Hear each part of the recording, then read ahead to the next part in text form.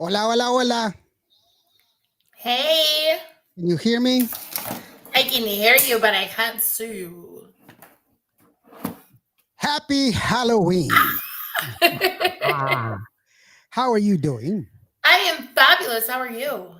I am fine, fine, fine. And already we got some people here. Hey, shout out to see, how do you like the little Halloween thing that I'm doing here with it's Tejano time.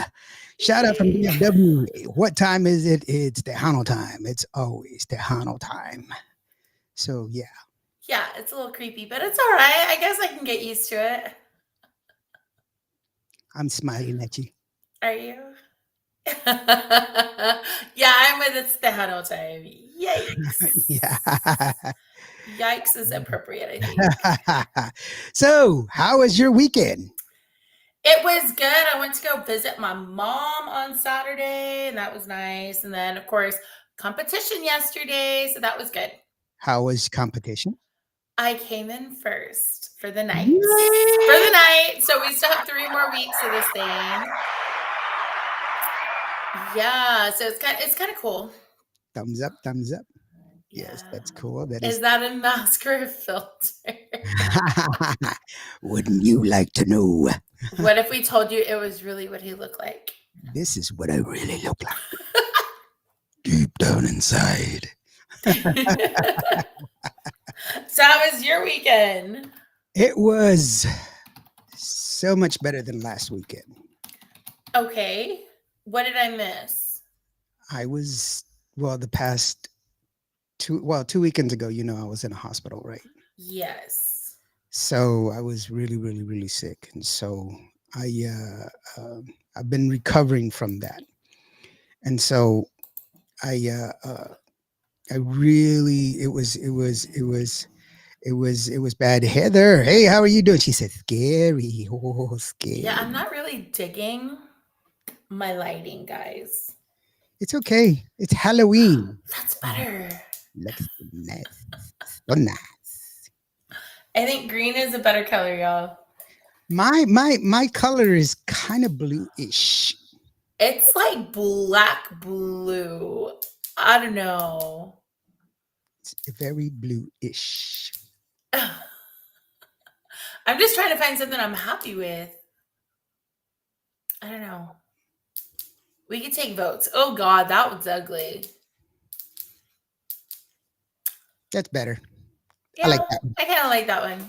Yeah, We'll that go with that one. that's cool. Tejano says Yeah. it's Diablo. Yeah, that's what I'm thinking. Yeah, there was a movie that I watched, God, when I was a little girl, and I don't even remember the name of it, but that's kind of what you remind me of. Yeah. It wasn't a good movie. Well, I'm sorry. I can't with you. I love it. But I I love can't. it. Okay. I'm sorry. I'm so sorry. Let's take this. And he's even wearing his Monica Salivar hat too, right? Yes, I am. I'm wearing my Monica Saldivar hat. I can see. Yes, I am. So what's happening is I can't read it. It says, I can't with you, Lawrence and Dio Gussidis. I can. Love you, man. I hope all is well. Happy Halloween. Okay, cool. Aww. Thank you, Michelle. I really do appreciate you. Yeah. Aw, thanks, Michelle. Not to laugh so damn hard. I'm not trying to make you laugh, girl. Here, hold on, hold on. That was awkward. How's that? Is that better? Ooh. I don't know about all that, but okay. I'm Whatever floats your boat tonight, Lawrence. Hey, I'm in the Halloween spirit. It's okay. Just wait for Christmas. Oh, really? Have you noticed my smile just slowly go away? Why are you so bah humbug? Bah humbug. Yeah. It's the humbugs. All right. So No, I'm not gonna wear this like the whole night. Oh, hi, Michelle. Yes, happy Halloween Eve. Yes, happy Halloween. The best part of Halloween for me is watching Hocus Pocus, not the second one, but the original, because Mhm. the sequel was just no bueno. You didn't like the sequel? I didn't. I was so disappointed.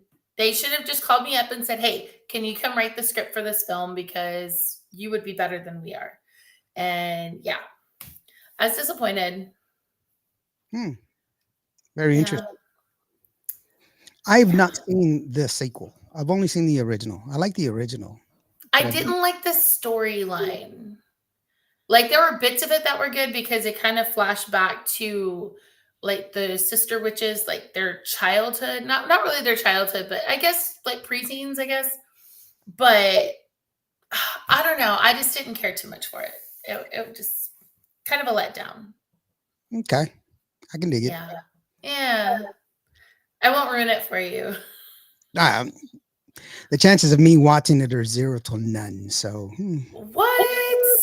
No, you yeah, have to at least watch it one time. nah. I mean, No. if my granddaughter asked me to watch it, I'll watch it. I think it was such a letdown that I don't even think your granddaughter would want to watch it. Spooky nights only. Okay. So we're doing this all night. Okay. I'm coming from the great beyond.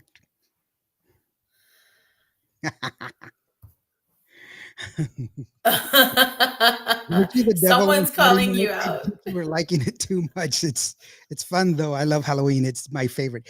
Yes, I was. I was. I did have a costume on. It was kind of like this one. This is what my costume was looking like on Friday night. It was on Saturday night, not Friday night, Saturday. So is that better? Kinda. Maybe. Kinda? I don't know. Kinda, sorta. No? Okay. No. I'm just not a big Halloween person. Like, Why not? why do you make that face? Guys. Because I don't like scary things. Like, even Hocus Pocus scares me. Oh, really? Yes, like in the beginning where they steal her soul, the little girl. Oh my Oh, God. I got so scared. wow, that's Yeah. weird. I'm trying to turn this Halloween thing off and I can't. There it goes. Okay, is Gary running late? Yes and no. Gary's running late, Oh. but Gary's running like 2 weeks late. What? Yes, got a call. Unfortunately, Gary is he was in Dallas, and so he's Ah, on his okay. way home, and he can't make it in time. So Aw. he's not going to be able to make it tonight, which he said he could. And I was like, no, no, no, no, you're driving. I didn't want you to drive faster just to get home. I was like, no, no, no, don't do Yeah. that. Yeah, that would be kind of bad. Tejano, it's Tejano time goes, yikes, that is scary. I took off the mask. That's bad. You're supposed to be my friend, turd ball. Hey, but that's why he can tell you that. Truth hurts. Armando No. Loco, happy Halloween. Okay, guys. Well, like I mentioned, Gary Hobbs, he did call me. He did say he apologized to everybody. But like I said, he was traveling. He's on his way back home, and the time differential wasn't going to be enough for him to get home, and then Yeah. you're traveling and stuff like that. And I don't know about y'all guys, but I don't think I know of anyone that travels dressed up. When you're going, because he's in Dallas and he lives in Eagle Pass, and that's 8 hours of driving. Who's going to put on like a tuxedo or like a dress shirt and dress pants and dress shoes and drive 8 hours? Okay, so I have to tattletale. So we just recently did a trip to Houston for promo. It was me, Rick, and Clady. Okay, but that's different. And hold on. And Clady, like me, no, I'm all tirada. I'm like, put on the leggings and the t-shirt. You're lucky if I washed my face from the makeup the night before because I just don't care.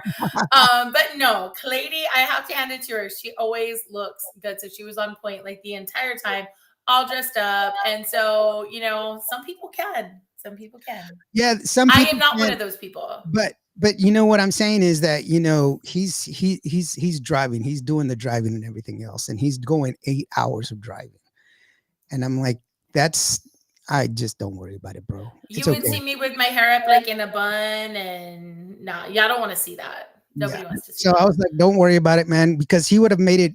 He would have made it at 8:30 at home Oh at wow. 8:30, and I was like, there's no reason for you to hurry up and try to get there. Don't worry about it. It's all good. So Yeah, it's all good in the we hoods. rescheduled, and I will tell you right now, we have rescheduled it, and he is going Good. to put out a video. He is going to put out a video saying that he apologizes and that he will be back on November the 13th. He is going to be here for sure. So, All right what then. I can tell you what we have coming up for November, because we are like November is going to happen in a couple of I days. don't even know what's happening in November. Okay. So in November, you have access to the calendar. So I don't know why I you know, did but it. it's so much better when you just tell me. Okay, so November, what do we have? We have first Courtney Gutierrez, new singer, very, All very, right. very, very talented, very beautiful young lady. Oh, you're not supposed to be calling me now. Gary Hobbs, and Lamaki. You know who Lamaki is, right? Lamachi? Yes, she's Maki. She's the one that she used to be the lead singer for La Conquista. La Conquista. That's right. Yes. He's going to be here. And also Raul Martinez. We have Joe Lara coming up.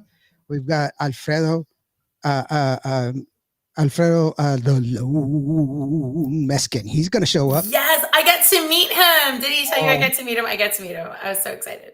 We'll awesome. talk all about it later. Awesome. We also have Elida Reina. She's going to be showing up to the show, and Yay.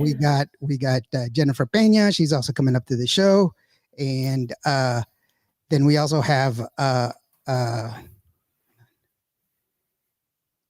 You know who I want on the show, Lawrence? who's that? And he just like chimed in, Bumper Gomez. I would love the chance to interview with Bumper. Like seriously, that Bumper, you dude want to is come on so the show right cool. now, Bumper? I'll send you a whatchamacallit, Bump. You can come on the show right now. Sorry guys, like I'm apologizing to everybody because Gary Hobbs is running late. He's not running late. He's traveling right now, and he's on it. I don't want him to get home and be in a hurry and everything else. I'd rather him. Safety reasons, guys. Safety Yeah, reasons. I'd rather he just get here when he has his. When he's capable. I don't need him to. I mean, we have enough crazy drivers. What happened last That week? just made me so happy. Look, I'm so like, yeah. He said, send me a link. Send There's me your a link. link. There's your link, brother. There's your link. Click on that one and you're good to go. Grupo Fijo, not Frio. No, that's how it is in the valley right now. Alfredo is from Grupo Fijo. Yeah, his group is called Grupo Fijo. That's who his group is. And let's to give you just a taste of what it's like here in San Angelo. Right now, the temperature here in San Angelo is 41 degrees. Right now. No way. I don't even know what it is here in the valley. It feels like it's in the 20s, but it's not. I'm just being dramatic. I'll tell Yeah. you. We're 52. We're 52. The high or the low tonight is going to be 35 degrees tonight. Yeah. It's Let's so see. cold. All right, you ready? So we've I'm got ready. this wonderful, amazing person that's going to be joining us today, the one and only, the main man from San Antonio, the dog who can bring the dog to the doghouse, the one and only Puro Peo. No, just kidding. Wow. No, it's Bumper, the main man. Bumper! How are you What's doing, up? Bumper? How y'all doing, man? We're doing awesome. Hey, by the way, congratulations to you, brother. You are on the top 5 for the nominations for the Guadalupe podcast. Awards, right? Yeah. for the podcast. Yeah. Everybody vote for Bumper on his podcast. I think tomorrow's or tonight's the last night, isn't it? Tonight, midnight tonight. Don't say that. I barely started promoting it. I think it's the 5th, bro. To be honest with you. Here, let me rearrange this so that way you look better. There you go. Yeah, I think it's on. I think it's the 5th. The 5th. Yeah, I know the it. 5th. It's okay. That's cool. So you still have some time. Yeah. It's like, okay, so it would be, yeah, all right. So the 5th is Sunday. So you still have a week, Yeah. guys. So, get in those votes, get in Get those the votes votes and get, in. I'm kind of glad you brought that up, man, because I was actually gonna call you, Indio, and talk to you because you know what, man, for a while there, I was debating um, to just not even promote it and pull my name from the list. Um, Ooh, do tell. I just I just thought everything that happened with the TTMA and the whole Lifetime Achievement Award, the Guadalupe Award just picked up right off where they left, oh yeah. and Yeah. they're gonna go ahead and start. Um, they're gonna give them the Lifetime Achievement Award. So I had who I'm really good friends with. I won't put their business out there, but I had a really long talk with some close friends of mine, and I said, man, what do you guys think? And if I was to do that, I wouldn't want people thinking they would have to follow and not be accepting of their awards. You know what I mean? If they were looking forward to it, and I didn't want to put somebody in a predicament like that. So it is what it is. To each its own. Cumbia Champs is gonna, it's his show. The Guadalupe Awards belong to him, and rightfully so. He can do what he wants and what he thinks is right. We all have our own opinions. You know what I mean? You that have a show, me that I have a show. Everybody has an opinion, man, and you know what I mean. I mean, glad that we live in a country, that me and you both have fought for, where we have the right to have different opinions and be okay. You know what I mean? You can agree to disagree. Yeah, most definitely. And I cut a lot of slack, dude. Like a lot of people pointed the finger at me with the whole thing at the Tejano Music Awards. Like, I mean, I was in the San Antonio Express News. I was in the Tejano Nation News. I was like every day somebody was sending me a I was post. texting you. Yeah, you were texting me, like people hitting me up saying, hey man, like this is wild. Like I can't believe your name's all over. I had deals and people that grew up. You know what I mean? And like I said, everybody has their opinion. But Indio, I don't know if you have. I know you have. Any interview that I've ever done, with that person's name and involvement, and the whole hashtag free bumper, how that started. I've never ever once degraded the man Correct. or talk ugly about a person. I've been on other podcasts, hashtag PVT. I've been just multiple shows where people have asked me, and I'll tell you, like I told them, you and me or anybody with any opinion can never take away what that man has done for Tejano music, his voice, Grupo Mas, all you can't. You can never. I don't care how you feel about him personally, you can't take it away, right? Yeah. But at the end of the day, and again, it goes back to you put all that to the side, and everybody has their own take on it. But yeah, that's my take, man. And I'm going to stick to my guns. Like I said, I really thought about pulling from the Guadalupe Awards just to, for my own self. But nah, I'll stick it out. What will happen if I lose? I don't know. I don't know how I'm going to be able to turn on my show on Wednesdays if I don't win the Tejano Podcast of the Year. But Lawrence, I mean, awards are I was on the nomination, dude. Not even make the top 5. By the way, I didn't even know I was on there until one of my other hosts, she was like, "Hey, we're nominated," and I was like, "Oh, for what?" Yeah, no. It's you know what, man, it's cool, dude. Maybe one day that the Tejano Music Awards will see. And back in the day, I mean, you're a historian of the genre. Back in the day, there used to be, radio DJ of the year, small market, large market, and things like that. What was it, like a reporter of the year, or like the journalist of the year? It was very varied. There was a writer. Yeah. There was on-air personality. There was even the even the TV show. Remember, there was several TV shows that were out. Remember, there was Yeah. Tejano Country. There was my show, which was Hispanorama. We were nominated several times. There was other ones. ¿Cómo se llamaba? What was his name? Hispanorama. Hispanorama. For it. 17 years, brother. 17 Wow. years. We were a variety show out of San Angelo, Texas, covering 19 counties in San Angelo, Texas. That we were. Well, somebody just commented Tejano Talk and hashtag PVT weren't nominated. Well, hashtag PVT isn't a Tejano podcast. Hashtag right. PVT is a channel that highlights Valley stuff going on in the Valley, Mhm. associated with the Valley, and Rock does a great job with the wrestlers and all kinds of stuff. Yeah, Southern Rock, he does it all. His Movie Yeah. star. much broader. So, yeah, Anybody, it's hey, way- how you it- doing, girlfriend?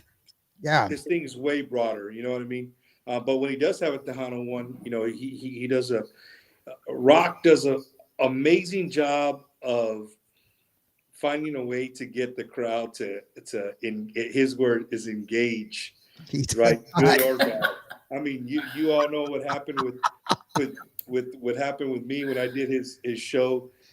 He got the engagement he wanted. That's for dang sure. Yeah, he's You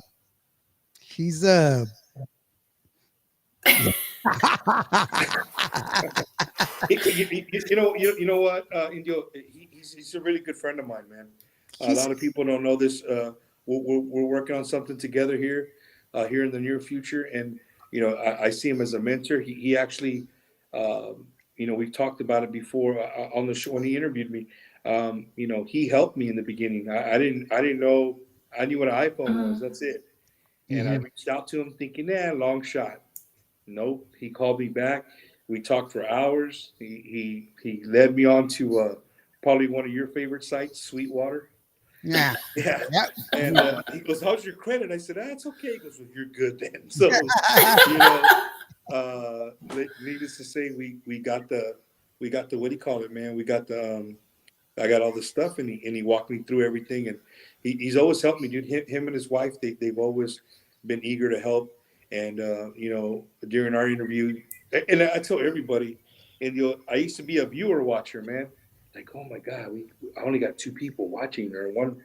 And once I got over that and I stopped looking for that, I just let it ride, dude. And the number one thing I'll tell people is just consistency, dude. That's it.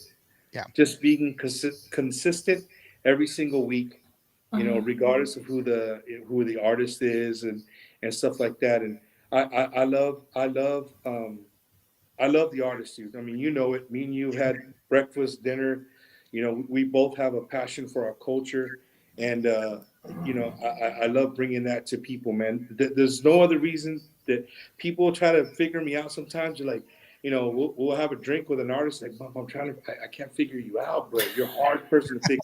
What do you mean? Like, dude, I don't know if you're in this for the money, if you're in this for fame. I'm saying for fame. What are you? You know what I mean? Dude, there's a lot easier ways to be famous. Yeah, honestly, Indio, like I literally do this for the love of the music, man, and again, more so for our cultura, bro. I really don't want I don't want 10 years from now, a 25-year-old man who's 15 right now to look back and be like, well, what belongs to me? Yeah. What music is ours? Who are we? And another great thing, it opens so many friendships, man. I got so many. I've made so many friends. I've made so many friends along the way of doing this journey, and it's awesome. I mean, like yourself, you know what I mean? I mean, I would have never ran into. I would have never ran into you. If I wasn't doing a show. You got to excuse my son just walked in. But no, dude, meeting the old artists, people I grew up listening to, having them, a lot of people do know the studio that we do the show in is here. It's in my house. Yeah. Like it's a separate room that we kind of converted into a little mini studio. And Lawrence, you've been here before, right? Yes, I sure have. Yeah. I was there when we were talking to Bino and Mike Gonzalez was there. There was a lot of people there. It was before the fanfare kicked right? off, right? It was right before. Yeah, Yeah, that was a good show. Yeah, it was right. It was actually like the day before or something. I can't remember, but I know I was there. Hey, Miguel, how you doing, Miguel Hernandez? He said, Is what that up, when we put Bumper? Vino G in the corner and we put on the gloves and started going at it? I think that's what it was. Yeah, Yeah, that's that's right. Hey, uh, Nicole, how are you doing, girlfriend? saludos to everybody watching, man. Yeah. I don't ever get a chance to watch everybody's, but when I do, and if I got some free time, I love watching everybody's podcast because everybody has their own way of doing things. And, uh, I always say that, you, you know, uh, at times I listen to podcasts like different, just not just Tejano, but just trying to see interview skills and kind of take Mhm. what I like from this person and that person, and then kind of make your own, But I love when you have Hilda on, like when you guys, I started one. Uh, I started one on Tuesdays with La Chismosa, and I don't know if you guys have ever met La Chismosa 210 from San Yeah, Antonio, sure have. sometimes confused with La Chismosa from West Texas, right? But La Chismosa, sometimes, dude, it's really hard to control both of us. You know what I mean? And they're on the same podcast, pobrecito, the people in the middle.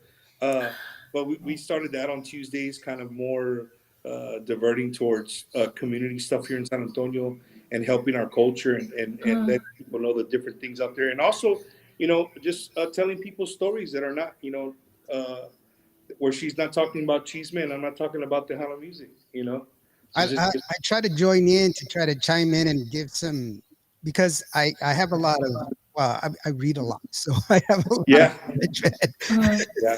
People are No. like, "What the hell?" And the thing I love about you and honestly, man, one of the great things I love about you is your passion for the new artists. I honestly, I've taken a lot of that from you, from yourself as well. Like, hey, man, the new artists need love too, because if we want to, for our genre to continue to grow and be, where we want it to be, then we need to show them love because, after all the greats leave, then what? You know Yeah. what I mean? yeah, true. Well, you remember that time that we had breakfast, and that was one of the questions that was asked: Who are all the new artists? And I know the new artist, but So let's ask Hilda this, and this is where we get everybody right. Hilda's not ready for this. We're going to turn this interview on to Hilda real quick. All right. Yeah. So Hilda, we talk about new artists, and we talk about, we want to continue to help these new artists and spread their music, right? But I'll give you 7 seconds, right? Yeah. I'm going to give you an artist, and I want you to give me the artist that's new that replaces that name and that kind of style of music. You ready? That's hard. Well, I'm well, gonna no, fail. Okay. All right. Let's go. it's to prove a point. It's to prove Okay. a All point. right. You All ready? right. This happened to me. By Yep. the way. At the breakfast table. Now, All right. Let's see if I'm on my game because I mean I'm more like a blues, soul, Motown. So all right, let's go. let's do Okay. this. Hey, you can help her if you want, India. You can help her. Where's You ready? Google? David Okay, y let's do Gansa los this. musicales. No, I have nothing. All right. Gary Hobbs. I would do El Gallo Des. Hey, that's a good one. That was okay. Okay. Yay, I got one, y'all. What was that? Shelly Lares. Oh, Monica Salivar. I would put her really, really close to Shelly Oh, Hilda's because doing pretty good, dude. she's Hilda's just doing like real good. diverse. Okay. La Fiebre.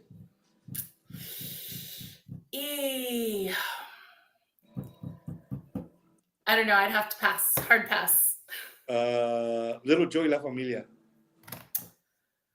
Ooh. Indio has one tip of his tongue. I see it. I can't remember the name. Two letters and two numbers. It's easy. Do it. Go for it, Indio. He already knows my answer. La 45, what are you killing me? There you go. Okay. All right. Yeah. All right. But again, this is I do I'm this. just more hip on female artists. Like I'm like real big on females. And see, by the way, hold on. This is one of the things that I got hung up on, and you may have gotten hung up on this one. When he said David Lee Garza, the question was for me was Jay Pettis. Who would you replace Jay Pettis with? And I kept looking for a guy, but technically, I could have replaced him with a girl. with you, Jake, that is with Annika. She has the same singing style. They're They both have the same- smooth. They're smooth they're singers. singers and everything else. For me, it would be like what's his name? Cristello. Cristelo, Ah, that's a Yeah. good one. Cristello. Cristelo's good, man, but Cristelo, He's more of a Ram kind of guy, you yeah, know. Cristelo is awesome. I just think that sometimes he just he he he believes in himself, but I don't think he's sold on himself yet. Yeah. Like he's like the mariachi song that he came Louis out with, A.G. dude. Huh? Louis A.G. Nicole says Louis A.G. Oh, Q Luis. How's it Okay. going? But oh, that to replace Jay. Is that Mhm. what you mean? Yeah, for sure.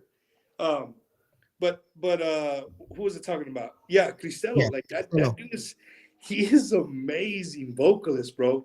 He's an amazing vocalist. And you know, one thing about Cristello, if you ever watched the episode that we have, one thing that I always remember about him is that, you know, and I've caught him not living to what he said, but I understood where he was coming from, where he said, like, hey, I don't like to sing in front of camera if I'm drinking. Like if family comes over, they're like, hey, Cristello, can you sing some songs for us, whatever? And he's been drinking. He really shies away from doing that because he said that's all it takes is for you to be a little hammered.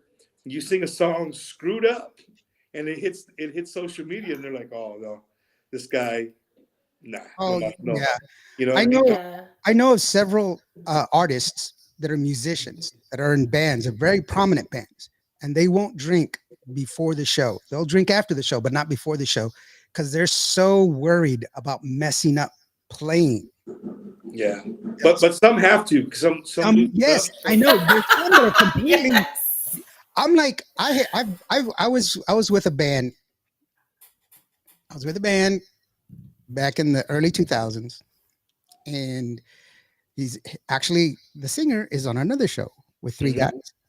Okay, and so he's a black guy, so you may know what that band is. But this guy, he actually got drunk and he punched a wall and Mhm. dislocated his fingers, like 2 of them, and he was a keyboard player. And he played better with dislocated fingers. than You I can hit had. that extra key. I know. Fingers a little crooked, get And that we- little key The out. joke was we need to break his fingers every night so that way he can play better. Play. Man. So it's And- weird how people are, you know, but yes. The other great thing about your show, Indio, is like, you know, I love to see when I pop in to see the artists come by and show love, right? They might not watch the whole show, but they always make it a point. Like, Yes. for instance, I'm looking on here. I mean, you got Rick Balaram on there. Yeah, Hi, Rick. Saludos to Rick. You have to me he's an artist. He doesn't sing, but he's a dancing mother. You know what? yeah. Right? TDK. TDK is that guy is he's a legend from the Monte, bro. Yeah. Neta. He can make any girl, whether she knows how to dance or not, el vato will make her look like a million. Hilda, do you dance? No, I don't dance. At all. Nothing. No, I sing, I don't dance. Hi, you can sing but don't dance. I kind of No, TDK. He's a Why do you picture think frame. I love the blues? Because you don't have to dance to the blues. You just get it there and belt it. I got you. I call him the picture frame because he makes every woman like a painting, man. Yeah. No, Frame. he's awesome, bro, and he's also a very, very nice gentleman. Yeah. His manners are very old school. Just a great guy, dude. Yeah, compra de casa, bumper. Mark says Gary looks a lot like Bumper today. Well, there's Gary's replacement right there is with Bumper. Yeah. Las miradas. Los Hombre, cállate. TDK says Los Chamacos replacement is Los Ibarra boys. Hey man, Ibarra That's boys not bad. did Lawrence, well, we talked about it. That's right. What? You didn't get your tickets, and then it was kind of late, right? Kind of late for you to get your tickets. And you know, with the award show, Actually, remember, I was in a hospital. oh, that's Yeah. right. That's I was in a hospital with COVID, and so I did have my tickets. I was ready to go, but I gave my tickets away yeah. to go to the TMAs. And honestly, I had bought my tickets long before they made that announcement, and I was one of the ones that chose not to go because of what was going on. Yeah. I was very, I wasn't vocal in the sense that I was like, damn it, blah, blah, blah, blah, blah. No. It was my, Now that was me. it was my personal, no. It was my personal thing to say, look, this is what I believe. This is my thing. But I also said, I do not condone discrimination or the the slander of any kind. Mhm. He had paid his debt to society. It was done by, it was already decided whether you agree with it or not. That was already decided. It has nothing to do with us. We have no control over that. However, my personal feeling is no. My personal feeling, I cannot attend, and so I won't. See, and I'm kind of like a mix of both of y'all because it was hard for me. Jake, I'm on a live. Because I was nominated this year for Best New Artist, my first Yes, you were. nomination, Bring Hey, him up. Leonard, but I chose not to go for multiple reasons, but mainly I am also a survivor of sexual abuse.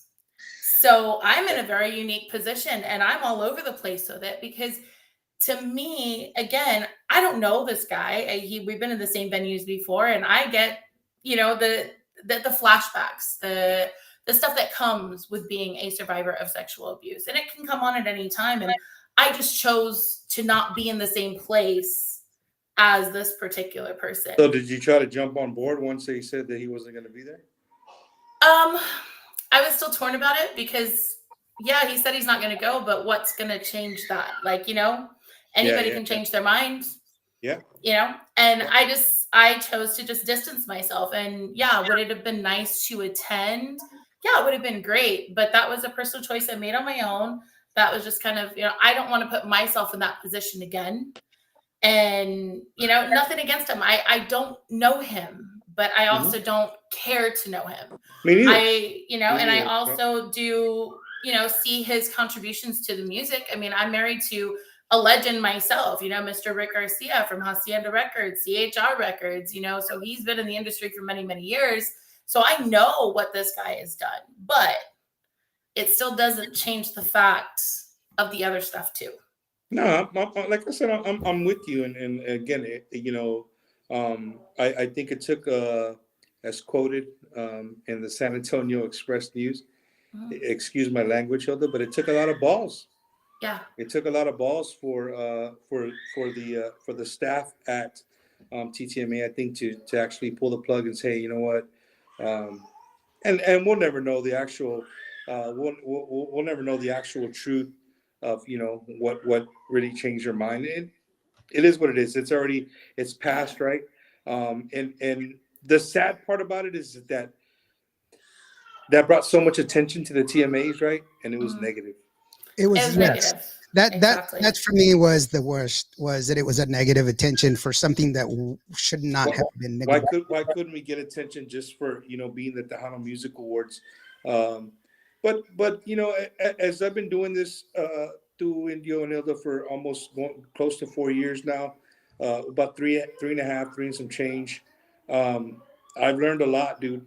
I'm no historian, I'm no legend, I'm no what do you call it? But in a little bit of time I've taken the way I've done, my Marine Corps career, and actually I've used some of the way my thought processes and the way people do things, and kind of look how stuff is ran, and stuff could be done differently, man. Like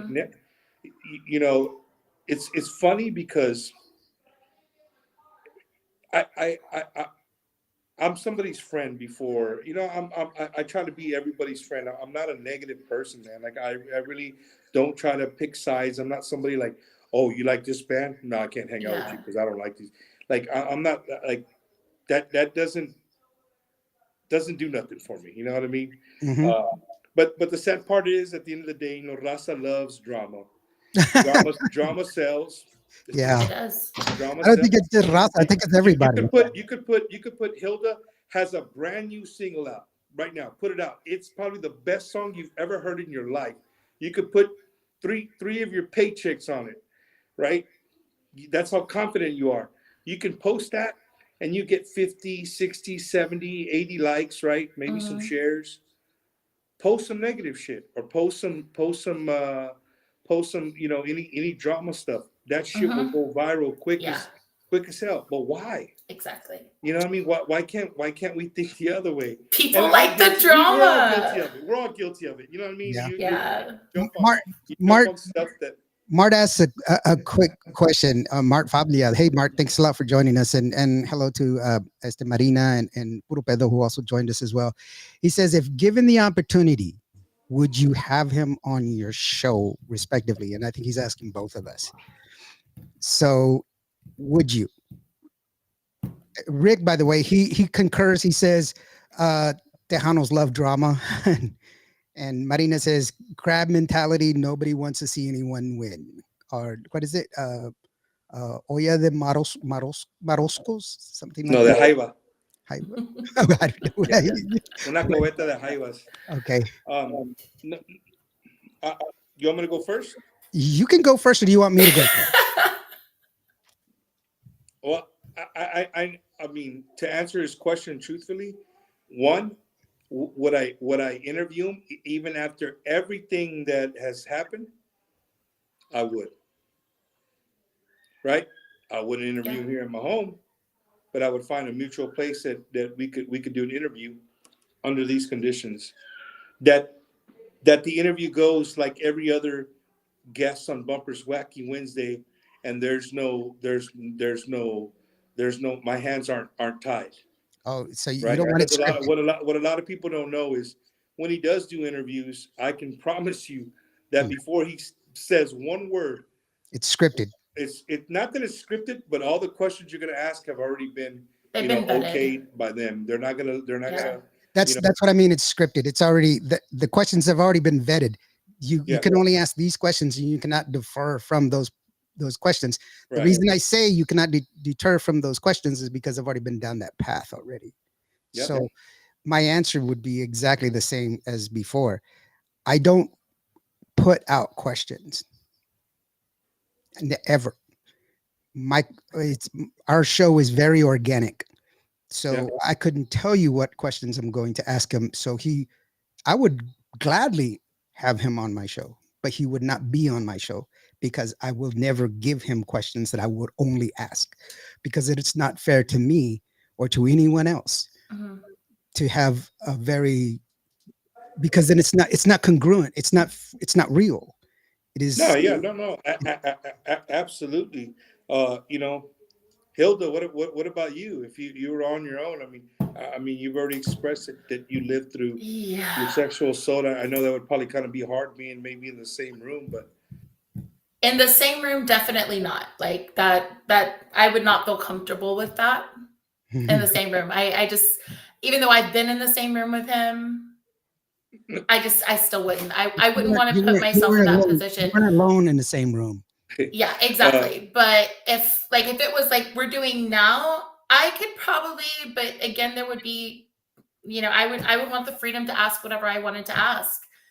And I don't think that would ever happen. Nicole asked, I think you should do Mike of Junebug. Together.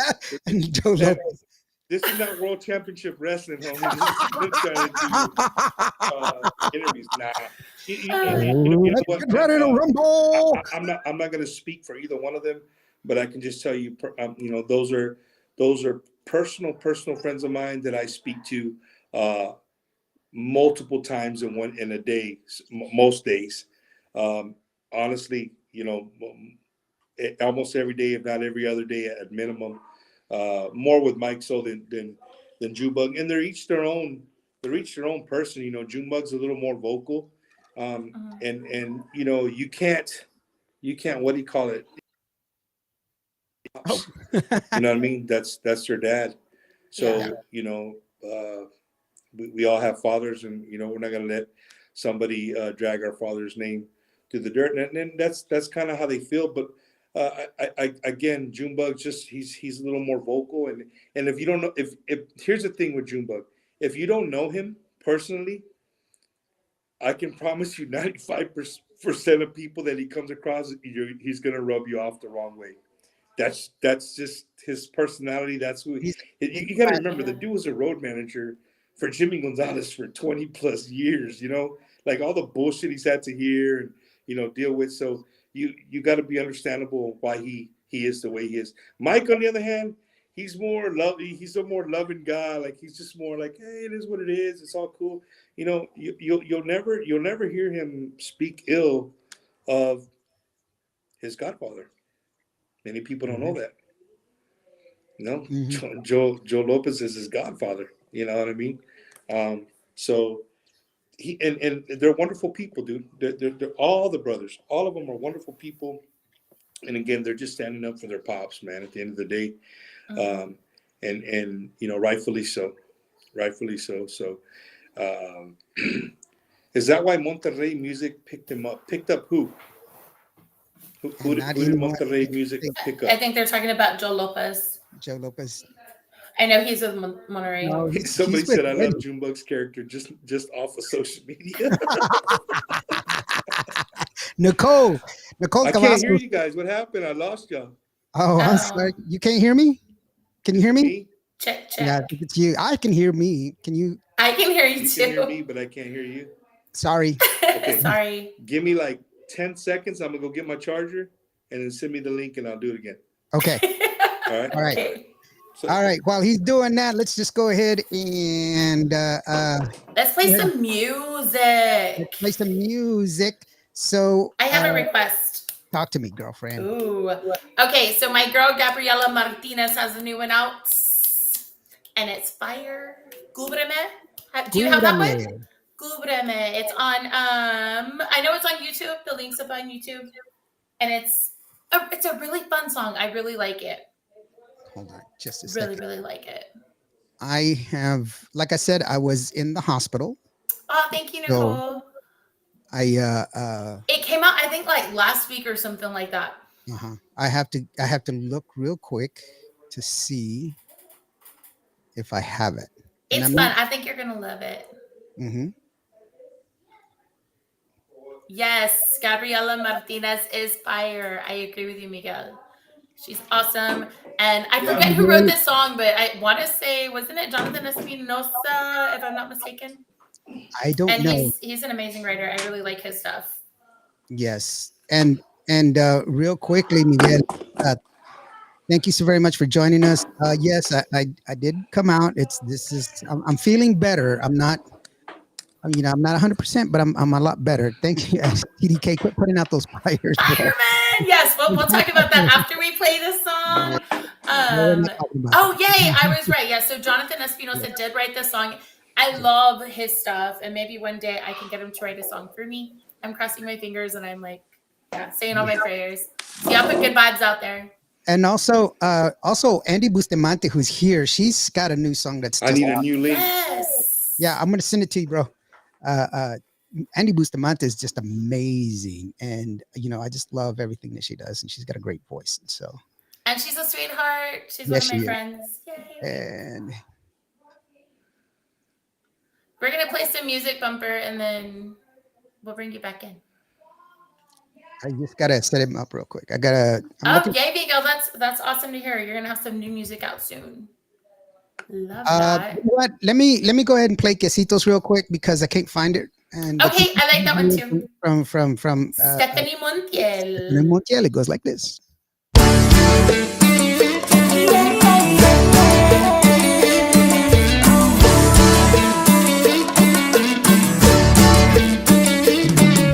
De ti no me quito, eres tú mi amorcito, mi dulce placer. Yo te quiero conmigo, de verdad te lo digo, me haces enloquecer.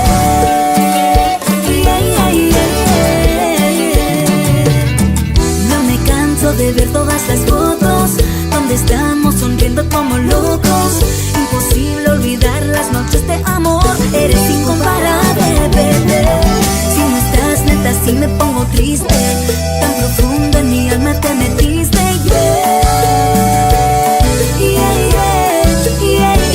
ven, lléname de tus besitos, regálame esos quesitos exquisitos, bebé.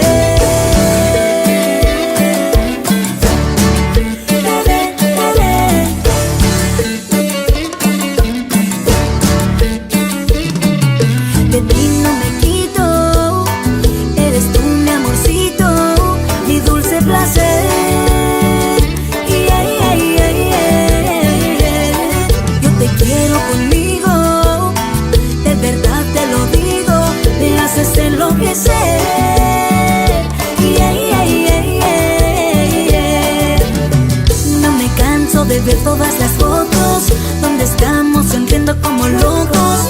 Imposible olvidar las noches de amor. Eres incomparable, bebé. Si no estás, neta, si me pongo triste. Tan profundo en mi alma te metiste. Yeah, yeah, yeah, yeah. Ven, lléname de tus besitos. Regálame esos quesitos exquisitos. Lléname de tus besitos. Regálame esos quesitos exquisitos, bebé.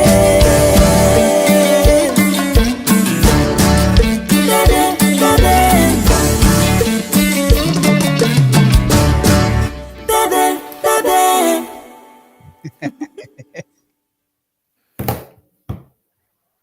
Okay, we're back. We're back. Can you hear me now? Yes, I can hear Yes. All right, cool. you. Can you hear us, brother? How we doing? I can hear you. I can hear you.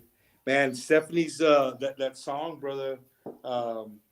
Yeah. I had it on my playlist for like the last, I don't know, since it released, 10 days ago or so. Uh-huh. Mhm. I've been that's a bad dude. It just has that dun, dun, dun, dun, dun, it just has that beat. It's got a good groove. Hey, by the way, let me put this out for those people that are listening real quick. If you are a new artist, or if you know of a new artist and you want some music being played, go ahead and send it over send it to me, admin@cuboradio.net, and I'll be sure to put it on the air. Make sure that it has an ISRC code so that way you can get credit for it, because I am a fully accredited radio station and you can get credit for it. If not, then my system won't play it for you. All right, cool. Yay. Awesome. Actually, Hilda, in case you didn't know, Indio is a tech junkie, dude. Like, dude, he's total nerd, but I love that about him. He's a total, like, I can call him and be like, hey, dude, I can't do this shit.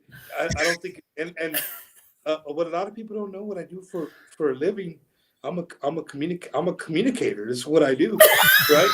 For the government. So sometimes I walk through things in my head. I was like, it should work. And it doesn't work. And I call Lawrence and he'll be like, no, you just got to do this, this, and this, and this. Son of a, you know what I mean? So, And he makes it seem so simple. and, you know, 9 times out of 10, it is simple. We just overthink things and I try to shit when I don't need all that. I am sorry. Yeah.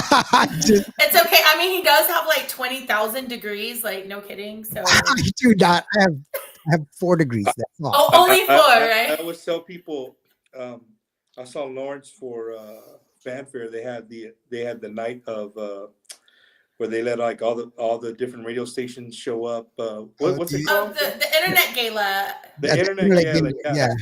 I think we missed all those each guys put other. on- Yeah, well, dude, Lawrence had the best camera in the whole place, dude. Like I literally sat in front of him and did an interview, and the camera was so crystal clear, it knew what I was thinking 2 weeks ahead of time. Like you could see what I was thinking. That's how strong that camera was, dude. I was like, a la madre. You could count the pores in my face. Well, in that case, then I'm glad that by the time I went to his table, he was already like putting everything away. Yeah. Vic True story, by the way. Vic did. He kept going. Hey man, he would send me pictures. Is this your camera? I was like, it's not that one.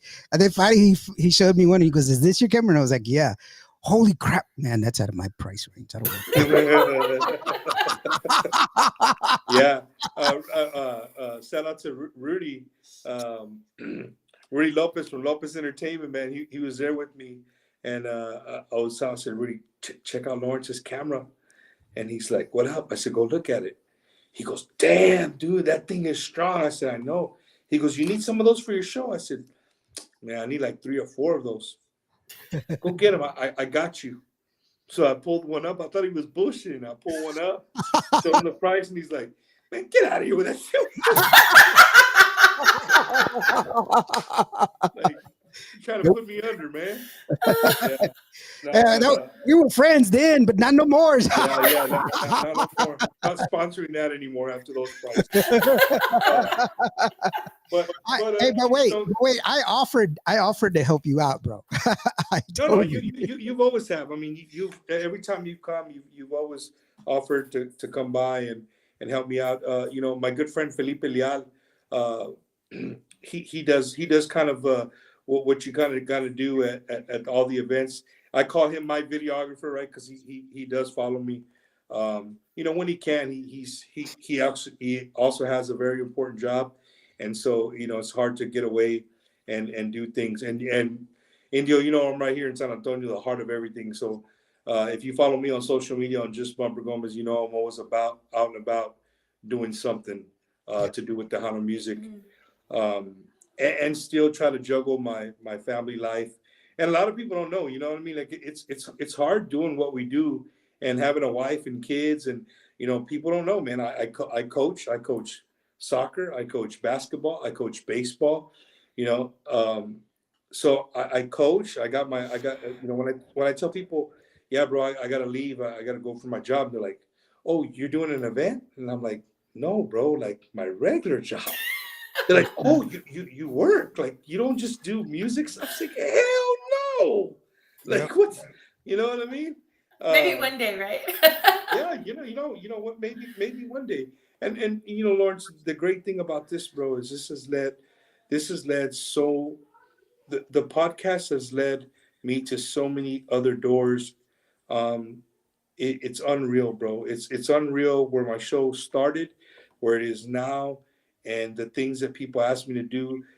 Like I'm on a plane flying to Milwaukee, Wisconsin, where 110,000 people are going to be there, jamming to our music and our cultura, and I get to go up and bullshit with them for a little bit, bring up the bands, and you get a gig for that. Like people bring you for that. You know what I mean? It's just I get on the plane and I land, or right before I go on stage, you kind of forget, and they give you the mic. They're like, all right, go. The band's ready to go, and you walk out there and there's 15, 16, 17,000 screaming Tejano fans out there, and it'll humble you real quick. You know what I mean? Oh yeah. But from the kitchen and a beer bottle and my phone to in front of thousands of people in Milwaukee and one of the biggest fiestas in America, I'll take it. And twice on Sunday. Yeah. But like the first show I ever watched with you, Bumper, was when you interviewed Sonia de la Paz. And I'm a big Sonia fan. And there's something about your demeanor that it's just so genuine that it just draws people in. And I've for a long time I've wanted to meet you. So like tonight, right now, like you just made my whole year right here. Oh, right that's here. awesome. That's seriously awesome. Because you're just you have such a strong presence, not just in the industry, but just in general. Like this, the way you come across to people, you are never negative. I've never heard you, berate anybody or be real ugly. And I really appreciate that, because there are some people, hey, this is my opinion and I don't care how ugly I get, but you are just so genuine. And I really do appreciate that. So just thank you for all that you do. And thank you for making my year. No. Thank you, man. That's awesome. I don't even see my 12th grade education is coming through. I don't even know how to respond to that, but it's cool. It's crazy, dude. When you go somewhere and people are like, "Hey, Bob, can we get a picture?" And I'm like, "The artist is right here, but we want to take a picture." Oh, bro, we want. Or the best one is like, the wife is hitting the husband. Go, take a picture. And I'm like, "Oh, what's going on?" She's just mad because I'm always watching your shows, and she's like, "You're watching this dude again." So, you know what I mean? They'll binge watch on YouTube or whatever. But and Indio knows. I think a lot of it's my military mindset. Like I can get along with anybody and everybody. And I've always had people tell me like, "Mom, I've known you for like 30 minutes, and I felt like I've known you my whole life." You know what I mean? I just I do have a resting face that's not so inviting, but once I talk, it's good to go. I see Daniela's on here Yeah, and Miguel. Marina Morales. Man, Yeah, Oh, beautiful people. Daniela. I got to hang out with them the other day, like about 2 weeks ago. yeah, They were in the studio. yeah. She says I And met Bumper at the studio with Babo. He's an awesome person, and Daniela says Um, saludos as well. yeah, Daniela no, got a beautiful voice. Oh my gosh, she's her last yes. song. ooh, I got to hear a little bit at the studio. Y'all ain't ready. Y'all are not ready, dude. I'm telling you. So, but no, it's awesome. It's awesome, Indio, Hilda. Everybody pushing Tejano music, and I don't ever see any other podcast as like a an enemy or somebody you're going to go against. The more the merrier. People. That's the number one question Yes. people ask me all the time. Bob, how do you feel about these people? I said, dude, the more the merrier. Great. Yeah, Hey, I might not be your cup of tea. Indio might be your cup of tea, right? And, I think one of the most flattering things is I've had people tell me like, "Hey, dude, I want to do one, but I want to do it on this date. I don't want to do it on Wednesdays because I know you have your show on Wednesday." It's Aw. like, do it, dude. Who cares, bro? A matter of fact, I'm probably one of the only guys that been on live. You ready for this, Lawrence? I don't know if you're ready for this. oh, okay, okay. I've been on 2 live shows at the exact same time in 2 different cities on the same day. Two Stop live, and think about that. Dang. two live shows, same time, two different cities. Yep, same day. So you were broadcasting at the same time It to two. was a trick. Come Huh? on, Mr. Freaking Technology Magician.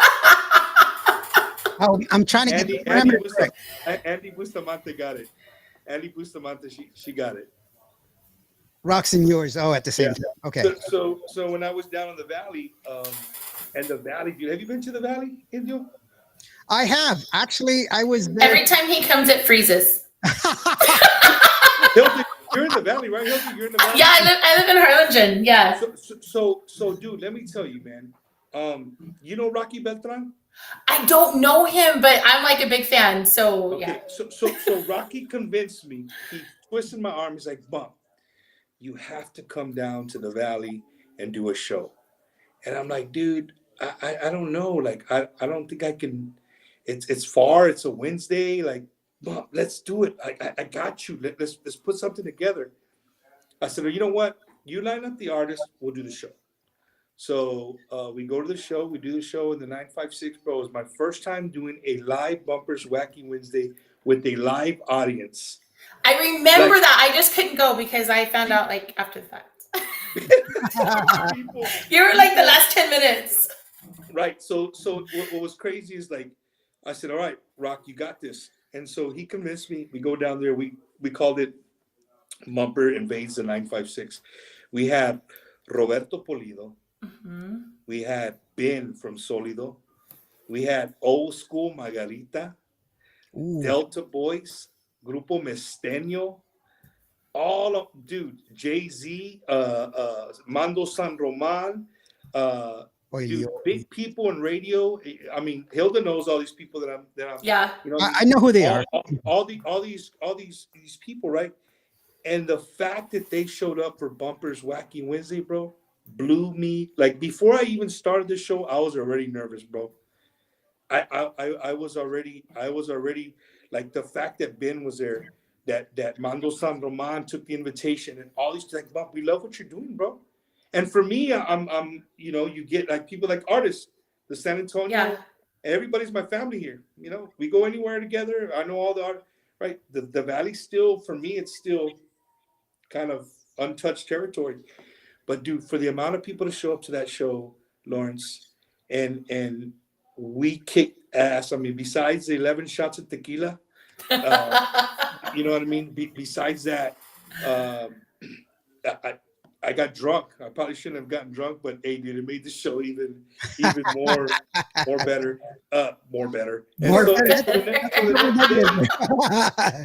the next day, Roberto Polido invited me out to his ranch, to his property there, and I got to spend the whole day privately with him, dude. And for me, that was just the icing on the cake.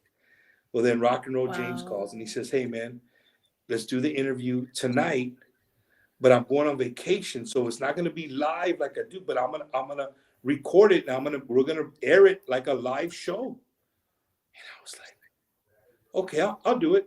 When are you gonna air it though? He goes, well, Wednesday, of course. And I'm like, you asshole, like right at the same time that Wednesday, thinking that maybe I wouldn't do mine, but I did mine anyway. And that was the one with the whole Joe Lopez controversy, and whatnot. But yeah, Andy dude. Andy says you should come more often. Andy Bustamante. Yes, come down to dude, the valley. So we are in the works. I can't tell you with what group. It's a group everybody loves. We're working on. Matter of fact, I was supposed to call him today. I'll call him tomorrow. No big deal. Oh. But we're working on going tomorrow. to the same, hopefully the same spot that we were at. And I think it'll be everybody had fun. The owner. Do you know the owner, Judge Omar? I don't think so. It's called the barrel, the bun. I forgot what it's called. Forgive me. You were drunk, It man. was yeah, dude. It was an awesome. How can time. you remember? Man, when you come down, Don't- when you come down, let me know. Give me the heads up, little private message or something, man. Because I want to meet you, like face to face, shake your hand, because I'm a fan through and through. And yes, I'm gonna want a picture. Nicole Cavazos says she has a bottle for you, Bumper. So there you go. Ooh, look, I got a bottle. I'm ready to go at all times. Don't say bottle. Oh. So a girl that you interviewed on there too, and she's an awesome. She got me on this stuff. See, Indio's already shaking his head. I know who right? You know who it was? Wasn't it Angelica? No. Alcacer? Karina. Oh, Kat. Oh, Gotti. Yeah, Gotti. Oh man. This right here has gotten me like, I don't know. It's some really, really good tequila. I had the Solis brothers on the other day, and I gave Christian a drink. He actually, you drink tequila? He goes, yeah, I like tequila. It's okay. Well, when you drink this one, I want your face in the camera because I want the people to see your facial expression. He said, oh, it's that bad. I said, just try it. And I knew what was gonna happen, man. As soon as he took it, he was like, wait a minute. What the hell? This is good. It has this unique flavor. But the problem is, Lawrence, they only sell this bottle in Mexico. Oh no. So you have to wait for people that are coming to bring you a couple of bottles back from Mexico. Hey, that's a good excuse for me to go right across, the little bridge over there. There you go. There you go. Who knows, Bumper? Maybe I'll bring you a little bottle or two. Let's do it. It'll give me a good excuse to go to San Hey, Antonio. Patricia, how are you doing? So Awesome. let me ask two of you guys who are the same, who in the same realm of what I do. What's your take on me drinking with the artists when we have the show? I think it's cool. Honest. Seriously, okay, so I have a rule when I'm performing with my band or whatever, they just don't have alcohol on the stage. But when well, no, because it's different. Like that's the persona, that's the reputation I have, and it's just like, we just don't drink on stage. That's just who I've always been since I started. But I think it all depends on the person and how you do it. Now, if you were like a slobbering drunk on your show, then I'd be like, yeah, okay, no. But you're not. Y'all are just chill. It's just honestly, when I watch your show and y'all are like throwing shots or whatever, it's real. I don't know. It's just kind of like it makes you want to go get my a bottle and make a shot too. Yes, it's like, damn, I wish I was there. Yeah.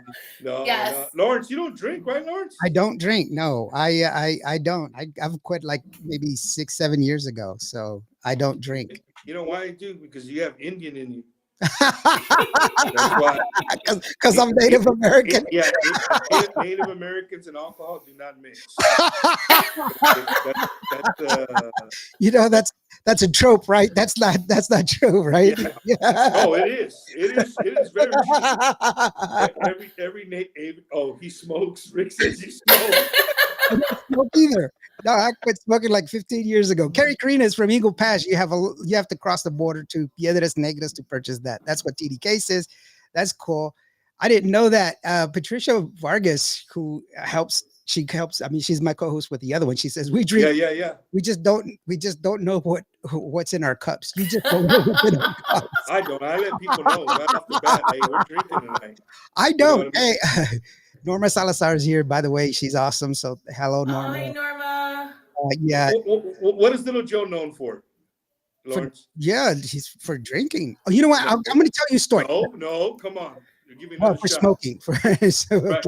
So people have always said, like, you know, man, if I could just smoke one J with Little Joe, that would be like the coolest thing ever, right? So Hilda, I had him on the show. He was And here, y'all smoked a J. chilling, and I told him, I said, hey, Joe, you know, I work for the government, man. I'm sorry, I can't smoke, but I got some tequila. He goes, hey, that'll work. Boom. So we bust up some tequila. Wow. And you know, I had some shots with Would you be mad at me if I told you that when I interviewed Little Joe for my show Hispanorama, I smoked a J with him? oh my God. Wow. Somebody says they can't hear me. I sound very far away. Oh. Well, I don't have I hear you. and I'm just using my iPad. Yeah, he's just using his iPad. Sorry, guys, but I can hear him. I can't turn him up individually. Well, hold on. Maybe I can. Hold on. I told you. Here we go. I'm gonna start turning green in a minute. No, I just turned him up, so you should be. Oh wait, I can see your pores. No, I'm just kidding. Nicole said puff pass. Hey man, you know, I had Christy Lux here the other day, and I know she's been with you. You know, you've been promoting her, and you know, it was cool to have somebody different, dude. You know, all right, DJ, slow your roll, dog. I saw that comment, homeboy. People pay good money to have their hair like this. That's They do. I was gonna ask you, where do you get your hair done? We would get along real good. Yeah. You know, I'm Native American, so I can legally have peyote. So how's that? There you go. But no, dude, having Christy Lux here was cool, bro, because it's one of those interviews, and both of you guys do interviews, so you know you can understand where I'm coming from. Sometimes interviews are people, to the normal person, they don't realize how hard they can be. Yeah. You know, it's like I tell people, the easiest way to put it is like driving on a long highway, and you got to keep your car between the left and between the lines, right? And once you start feeling the car go, well, you got to do something to bring that car back, because once it goes off the road, you don't know what's going to happen. You know what I mean? It goes off the rail. Yeah, go off the rail. You don't want it to do that. So having Christy here was, for me, everybody, that's not my cup of tea of music. You know what I mean? That's not my go-to music. But that day, and that's what I do. Like when I do an interview with somebody, I jam that. I try not to listen to nothing else but that artist all day, from the time I go to work, coming home from work. If I'm gonna go pick up some beer, when I get in the studio and I'm setting up mics and doing stuff, I listen to that person's music, and that's it, just to absorb it, right? So I could feel it. And she had that, like, I think I told her it's like the where you just roll down the windows and you just jam some cool shit. Christy's her music was like that. And then not only that, but just her is this a word? Indio, correct me if I'm wrong. Entrepreneurship. That is a word. Yeah, her entrepreneurship of her how she got here, her story, right? The American dream. Mm-hmm. Those are always cool stories, man. So that's that was a very cool interview, and you know it. I mean, Hilda, you as well. Sometimes you do interviews like, man, what are we gonna talk about, dude? Like, this is the truth. Yes. I don't lie to nobody. I tell people I'm as truthful can be, bro. Sometimes I get people, I'm like, dude, and sometimes, you believe it or not, those are the best. Those are the absolute best interviews, because you don't know nothing about them. And that's ahí, you're trying to, sacar algo, like just get something out of them. You know what I mean? And one conversation leads to another. Mm-hmm. So, it's I love doing it. I love doing it, man. I don't think I've had an artist that's been a question too. Like, what have you ever had somebody who's just out of control? Yeah, claim to fame is my appearance on Bumper's show. Woohoo! do his remote show from Desperados. When Bumper came says on camera, "You can't say no." Can't say no to CDK, bro. Cannot say no to CDK. Thank you, Bumper, so Uh, much for inviting Christy Lux and her music. That's the one. yeah, Yeah. it, it, So it, it's cool, man. Like I said, I really love doing the interviews, and it's not people like, well, you had Michael Salgado, you had Little Joe, you had Shelly, you had Elida, yes, like those are all awesome interviews, and I'll do them again, and I'll tell you twice on Sunday. But sometimes the new artists, man, sometimes the Sonia de la Paz's, right, Mhm. the Andy Bustamantes, right. like Yeah. I've seen them work. I know how hard they work. You know Mhm. what I mean? You guys are in the industry. I consider you guys in the industry. Like you see these people work hard, man, Oh yeah. and how hard it is to make it in the business. And then for Lawrence, I see that you've done a lot of females, uh, um, artists on the By the way, show. it's only worked out that way. I'm not. Nah, I get that a lot. I'm like, dude, you only interview female. I'm like, nah, I chased after Miguel. Miguel's on the chat. I chased I'm after not him for even weeks. I'm not even breaking my character. Nothing. You're not. You're sexist, bro. If you're a male artist, you will not make it to the Lord Bingo show. So if you're a new male artist, like I don't know, hit me up. I got you. I'll take care of you. Actually, Bumper, on that, is there anybody that you've wanted to interview that you haven't yet? Yeah, there's a couple, man. Los Palominos. Uh-huh. Los Palominos. Let's see. La Fiebre. Los Palominos. La Fiebre. I had breakfast with Marcos Orozco in Milwaukee, and He's tough. you guys know Marcos speaks more Spanish than English. And so we're talking, and he tells me, pues, el show, ¿cómo te va el show? I said, oh, no, todo bien, todo, I mean, estoy agarrando muchos artistas. He goes, pues te falta, sí, me falta como unos 2 o 3 todavía de los grandes. Dijo, de los grandes, sí, me falta como los Palominos y un pinche vato que se llama Marcos Orozco. No sé si lo conozco. And he's like, hell no. He started laughing, bro. And he's like, nah, it's just, honestly, some people don't, that's not their cup of tea, bro. He's Yeah. just in Marcus's defense, he's a very shy person. He is For not sure. because For sure. people have told me, well, he's stuck up and everything else, but I've actually talked to him. Mhm. I've sat down and had a conversation with him. He's very shy. He's not a very outward. He's not an extrovert. He's very much an introvert, and he's very reserved. And that really it's contradictory when you think about it. He's a singer. He's on stage and everything else, but talking is not his strongest point. He's not. Yeah. I told him he's el Jorge Derecho de la onda tejana. Rick says, "I'll let Bumper introduce." Hilda, do you know who that is? No. He is el Jorge Derecho de la onda tejana. Jorge Derecho. Really, Hilda? Really? You don't know who Jorge Derecho is? No, I really don't. What? You don't know? Watch, I just lost all these points in Bumper's book. Interview your co-host. Thank you. Got my chair. George Strait, dude. George Strait. I was singing the song. Amarillo by morning, my chair. Come on, woman. I know this George Strait, guys. Come on. Man, tries to interview the new. Hey, at least I know artists the and words they to just his happen to be songs. women. Thank you so very much, Alfredo. Thank you so very much. Yes, that's right. They just happen to be women a lot of times, but I do interview guys. I have interviewed Cristelo, and I have interviewed. Let me see. We had the bald dude on. Oh, that was Who was- Alfredo Rios, the lone Mexican. Yeah, His granddaughter's a singer, right? right. Ali. Yes. That's And why I Ali. said that. I'm keeping And I my have character. interviewed her. I'm not budging. Hey, He's sexist. I've interviewed Des. Stop it. Hey, we had J.R. Gomez on this show. Okay, so going back to what you asked me, like if I ever had somebody like that's just out of control. When I was saying that somebody out of control, that's a hard interview. If you can interview J.R. Gomez for more than 1 hour straight, you're good at what you do. I've interviewed J.R. Gomez for more than an hour.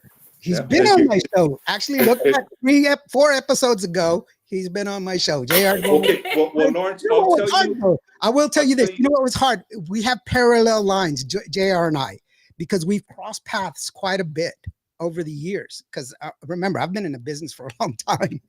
And so when he brings up a story and I'm like, whoa, whoa, whoa, so we have to I have to cut the names off. And we have to mention, but not mention who he's talking about, because he's been with a lot of people. People don't realize he was with Cumbia Kings. He was with Dude, Jay that dude's Perez. beast, bro. He's been with a lot of people. And by the way, JR Gomez, me and Buddy from It's Tejano Time, we anointed JR Gomez the MVP of the Tejano takeover in Las Vegas, because the guy was everywhere. He played with everybody.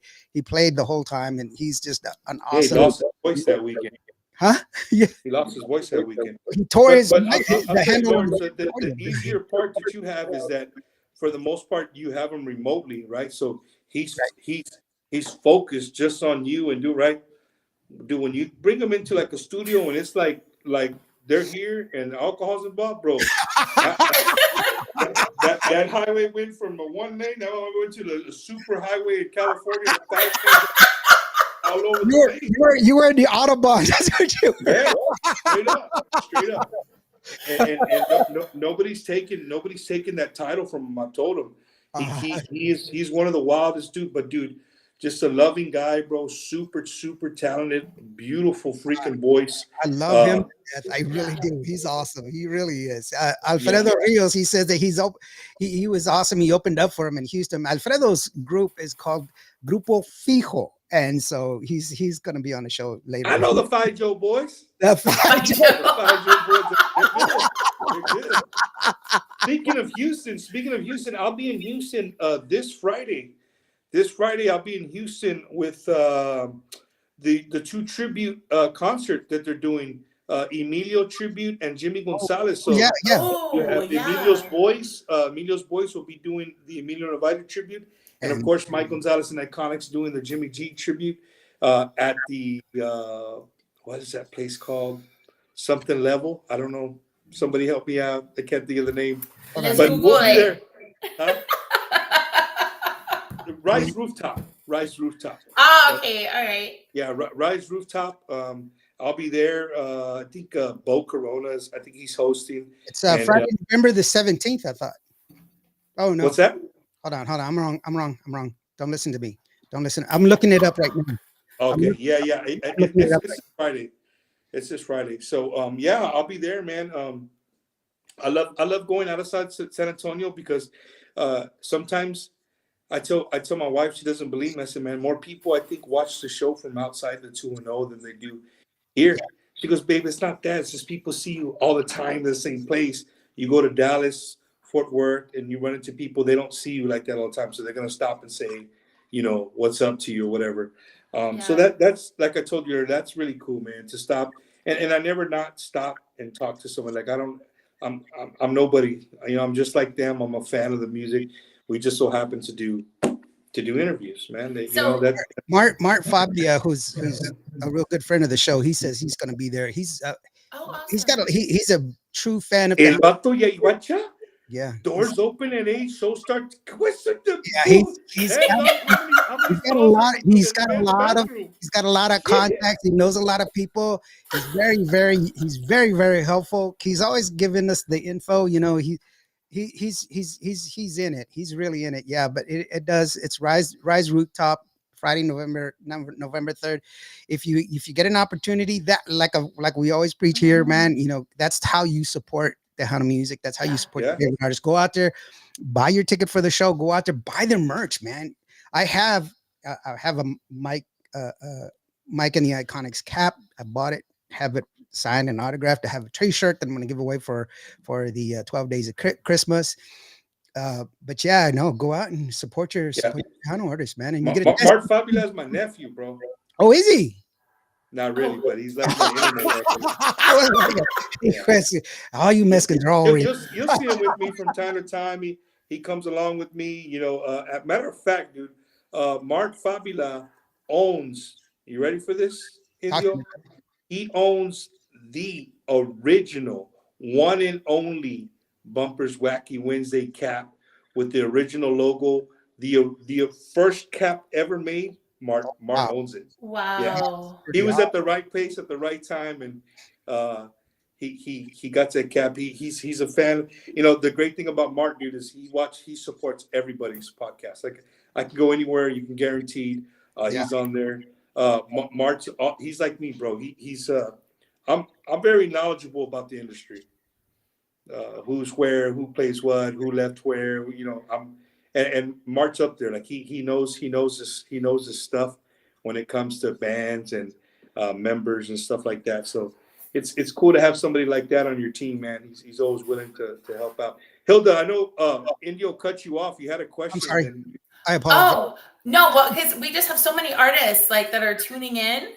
So if there's an artist that's tuning in that has not been on your show, how do they make that happen? Oh yeah, good point. you really asked me right now on this show. Yes. Look, dude, it used to not be very difficult. That's the honest truth. It used to not be very difficult.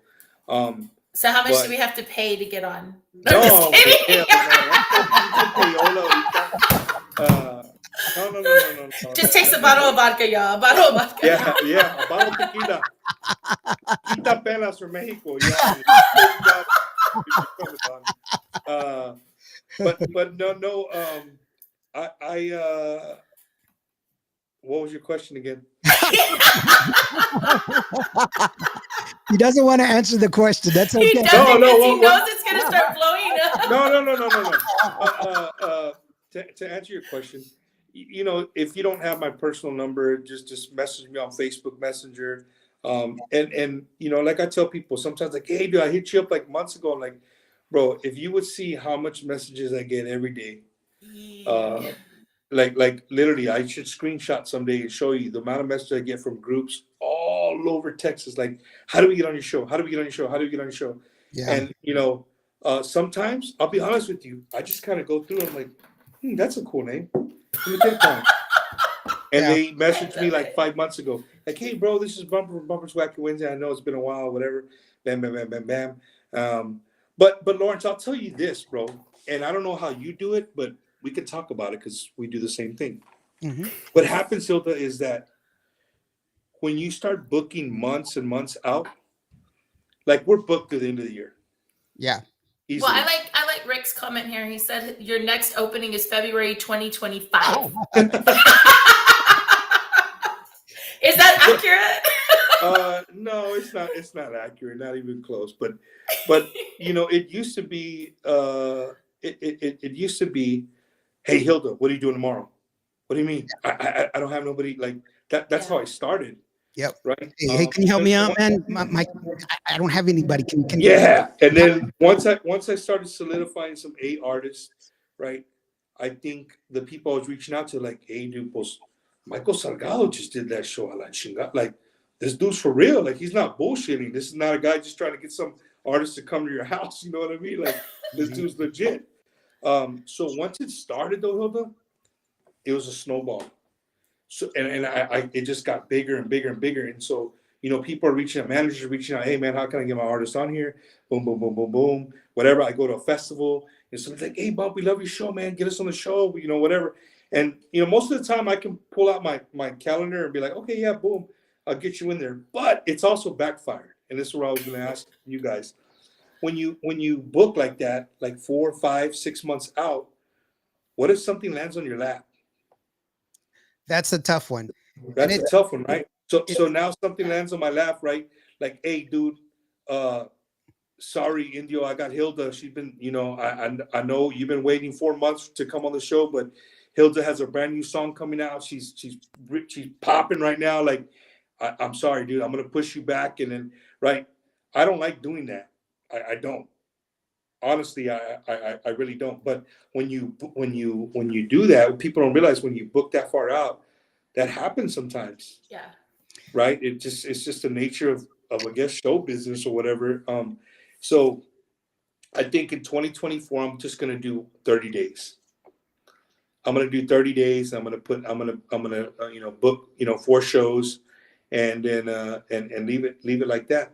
And I always tell artists from out of town, if you're gonna come do I think Andy came on Wednesday. Andy Bustamante. Sometimes when people come from the Valley in Houston, like, dude, I'm not expecting you to drive from where you come from just to come do Bumpers Wacky Wednesday. Do artists do it? They do. Right, Monica they did do, it. and that's an honor and a privilege for me, for somebody to drive all the way from the Valley to come over here just to do a show. Monica, to be on our Monica platform. Saldivar is a good friend of mine, and she did it to be on your show, and she didn't do it for my show. Who is that? Who? Monica Saldivar, and I talk to her almost every day. They drove Shelly Lares. from Dallas and drove Shelly back. Lares is my good friend, and she's been on your show. She's never been on my show. Like, you sound like Rock and Roll James right now. Calm down. Rock gets mad.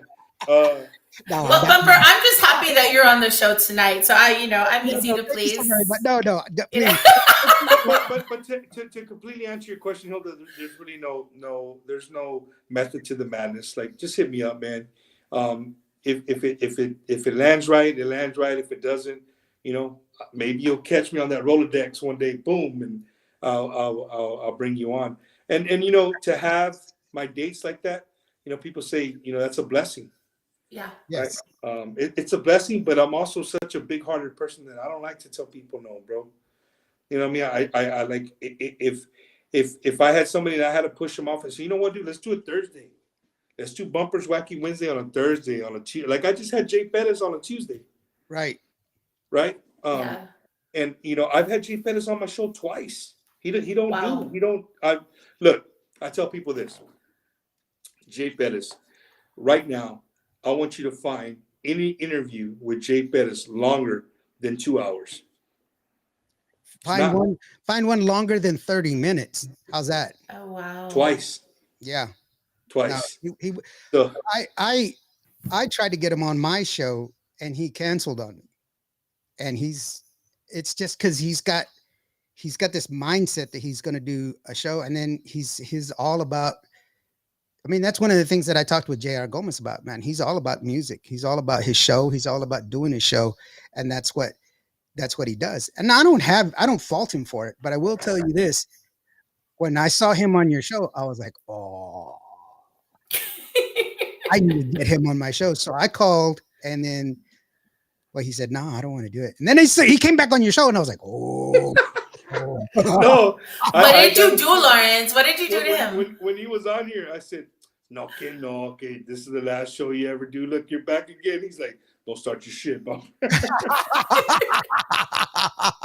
Jay's also one of those people, man. Just some people he can rub off the wrong way, but that's just his character, man. He's a serious guy. He's a businessman. He's all about his music.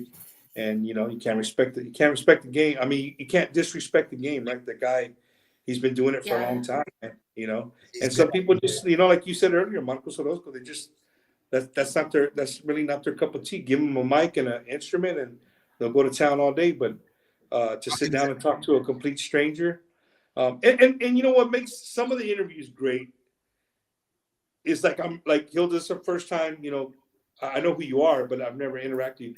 Lawrence, he's been in my home. I've seen him all over the United States. We've had breakfast and dinner, and his wife, my wife, really, really, really loves his wife. And so that I'm very comfortable. Like, I'm just being me, right? If this was like somebody I didn't know, I'd probably be like, yes, no, okay, I'd be very. But since it's Lawrence, I can kind of be myself. So you'll see a lot of that too when we do interviews. You can, if you're a fan of the show and you watch week in and week out, you can really tell who Bumper really knows very personally, and kind of who he's just professionally. You know what I mean? You can kind of decipher between the two. But not all the interviews have been great. There's some that I've struggled to get through. And Lawrence, do you ever go back and watch your own shows? I do not. I do not. Hilda, you go back and listen to them? No. It's good. It's good if you. I study podcast stuff. sometimes it's good for you to go back and watch so you can learn from, what not to say or what to say. Maybe you use the word too much, or you got a pet peeve word or whatever. But I really try not to. Every now and then, if I'm going on a long drive, I say, hey, you know what?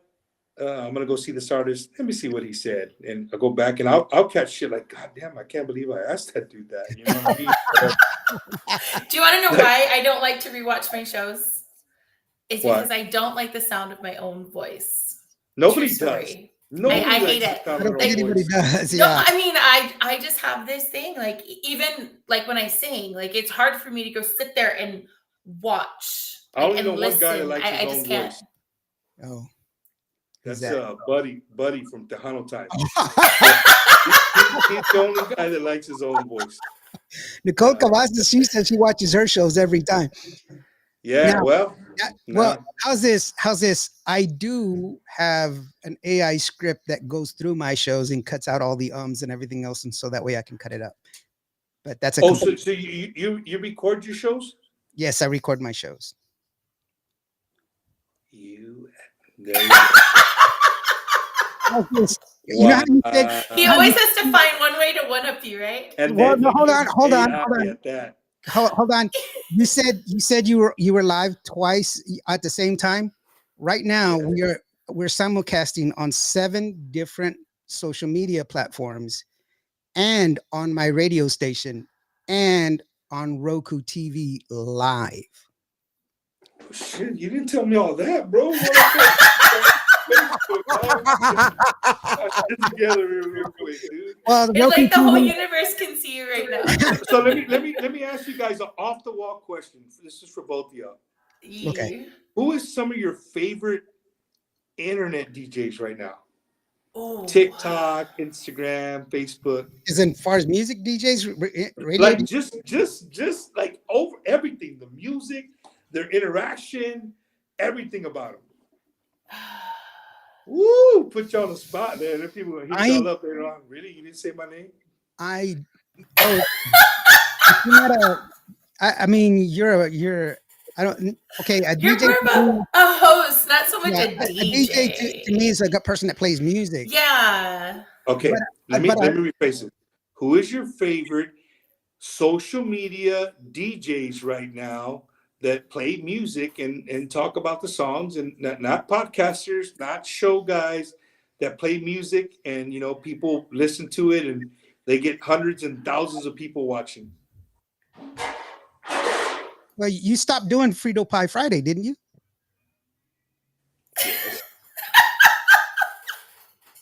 Yes. Well, but I wasn't a DJ though. I was just showcasing new music for people to hear. So like he was sharing. You have people like Pete. Pete, El Amigo Pete from Waco. Mm-hmm. You got all kinds. DJ Peaches, I like her.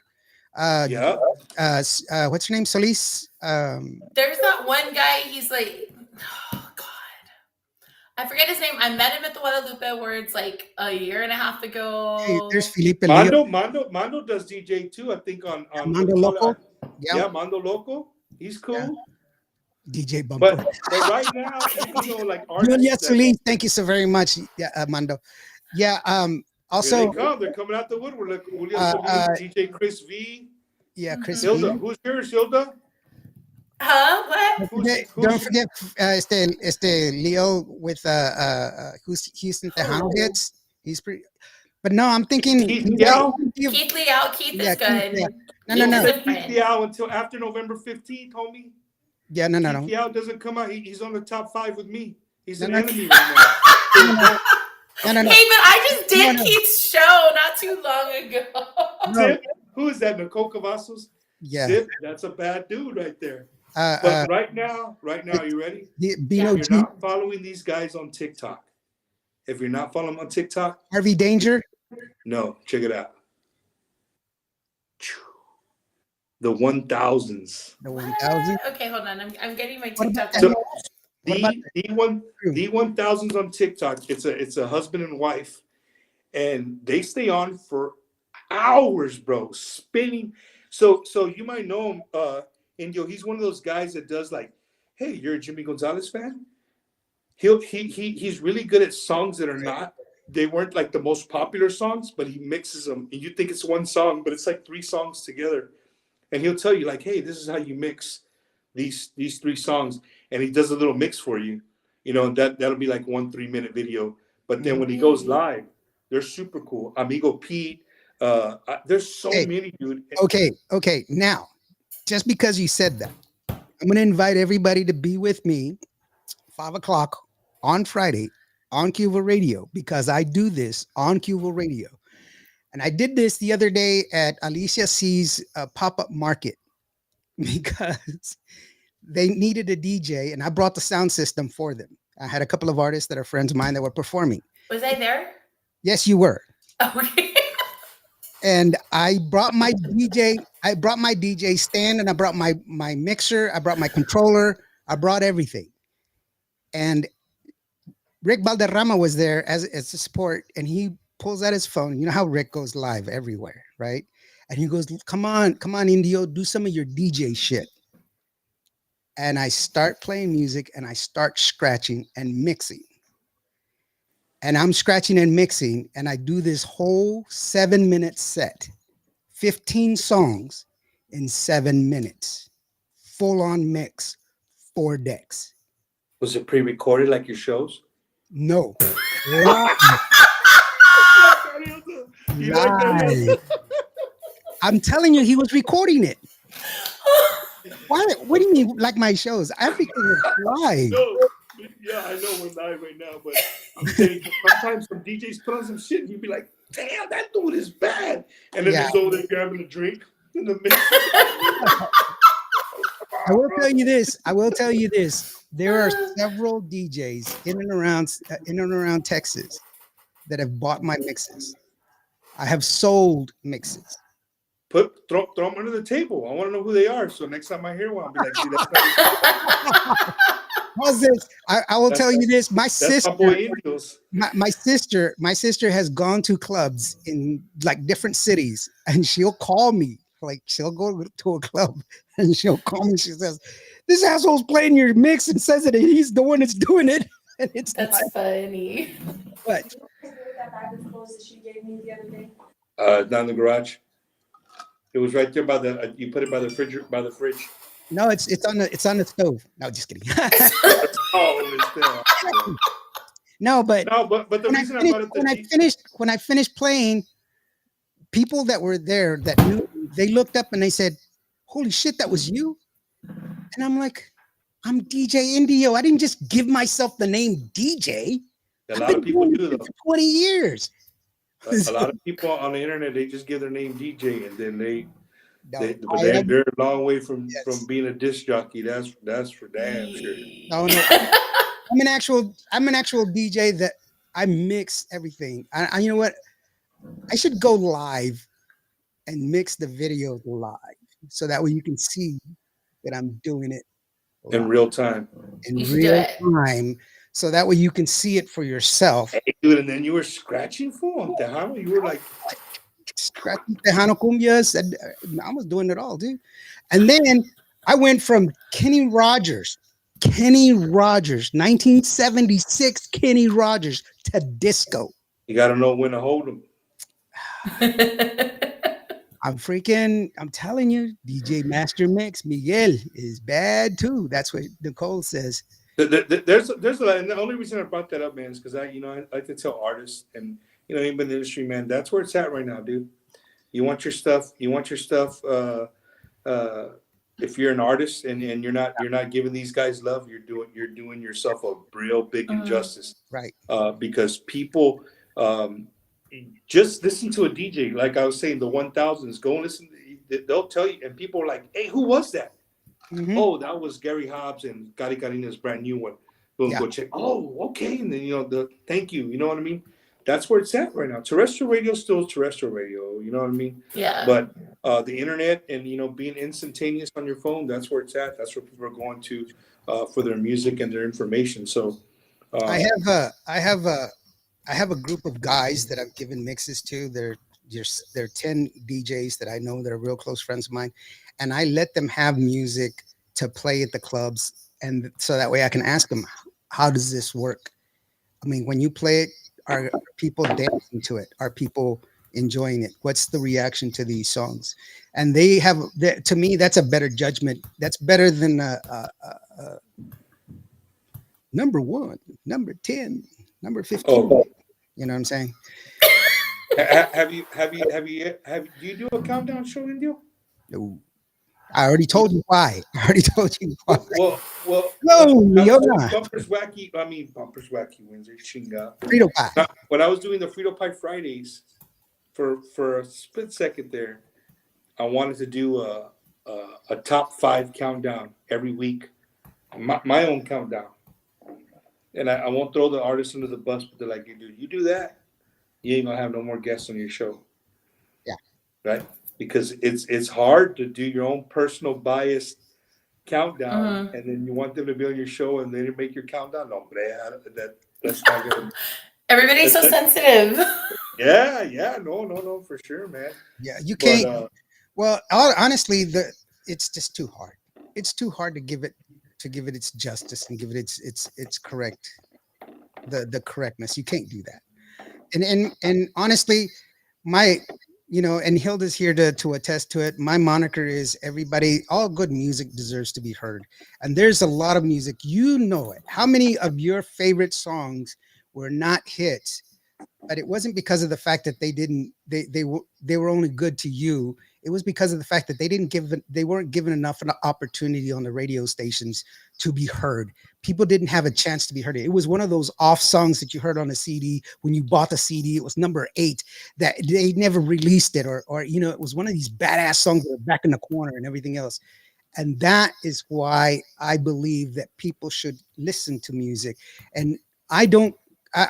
I told you the story with Bobby Polido. He Desvelado. I hated it when it came out.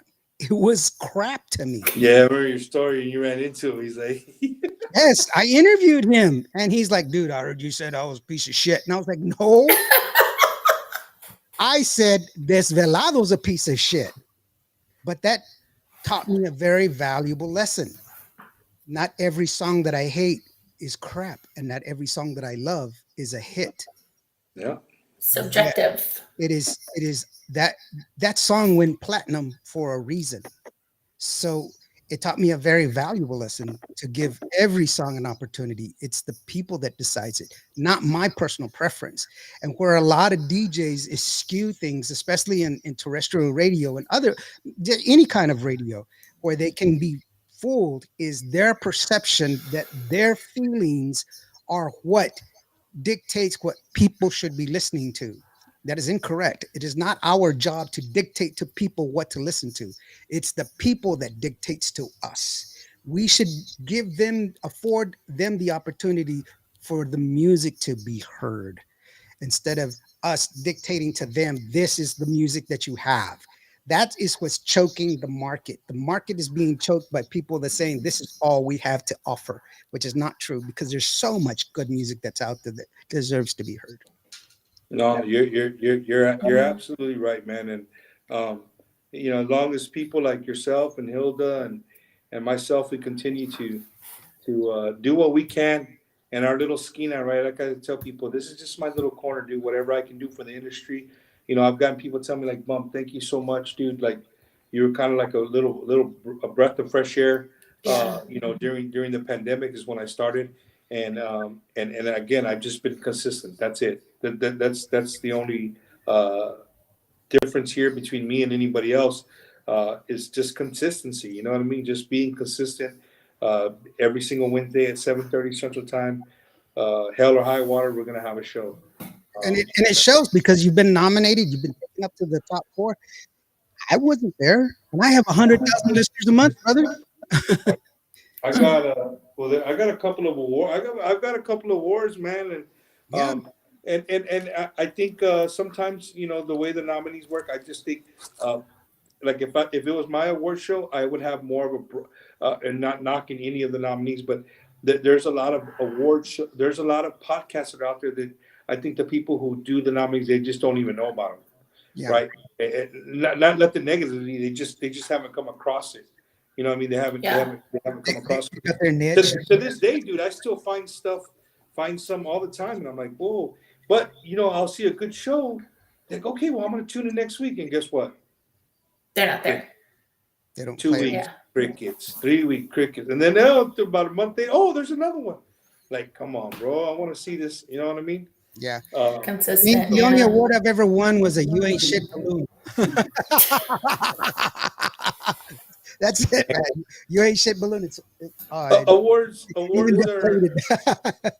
I don't know. It's cool, man. It's cool to be recognized. By whoever, if they want to take the time to recognize you, it's cool.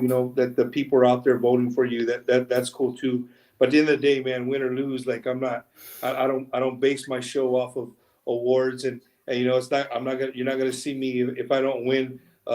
What's in the next ones? The Guadalupe Awards. If I don't win podcast, you're not gonna see me the following Wednesday. Like, asshole. No, No, I did. I did not, Nicole. I did not submit myself. So. Yeah, I mean, I'm gonna be ready to keep going. And hey, before I let you guys go, I want to plug Bumpers Wacky Wednesday if you let me. Yeah, go ahead. Who do you got? This week, I know you've been on since I posted. You probably haven't checked, but this week is a interview that I've been waiting for a long time. He's a good friend of mine. Talked to him multiple times. I've been around. As a matter of fact, I was with him 2 weeks ago. Mr. Gibby Velasquez. Gilbert. Oh wow. Gilbert Velasquez, Yeah, multi-Grammy Award winner, producer, and guitarist, artist extraordinaire, will be on Bumpers Wacky Wednesday, and I'll tell you, I'm gonna give you guys a scoop here first. You got it first right here on your podcast, Indio. What happened was. Joey Jimenez, Joey Jams, calls me. He's like, "Hey, Bob, come by the studio. Me and Bob are here working with Daniela, and I met Daniela before. And come by. Some of the boys from Signal here." And I said, "All right, cool. I'll stop by. Ahorita I was eating dinner or whatever." So I stopped by, and it's a Gibby studio. So I walk in, and I'm sitting there, and Joey looks at me and goes, "You know Gibby?" I said, "Yeah, I know Gibby. I know him real well." We connected in Milwaukee. We were in Milwaukee together, and so. Gibby looks at me. He looks over at me like this, and he goes back to the board, and he just kind of like give me the look like whatever, like just ignored me, right? So Joey kissed me. He's like, "What's up with this dude, bro? Why do you do that?" I said, "Oh no," I went like this. I'm giving him 30 seconds. He's gonna start talking shit. Watch. And he's like, "What?" And so he goes like this. Oh, I go like this. I said, "Watch." Boom, 30 seconds. And he's doing what he does. He looks over. "Oh, I shouldn't even let you in the studio." And I'm like, "Whoa, like what's up, Gibby?" He goes, Nah. I haven't been on your show. And I'm like, "Dude, really, dude? Like, wow, you know what I mean?" And he's like, "No, Bob, we got." I said, "No, dude, I would love to. I mean, it'd be an honor to have you on the show." And we had talked about it 2 years ago in Milwaukee. But you get back, and it's kind of like life hits you, you get busy, and you kind of forget.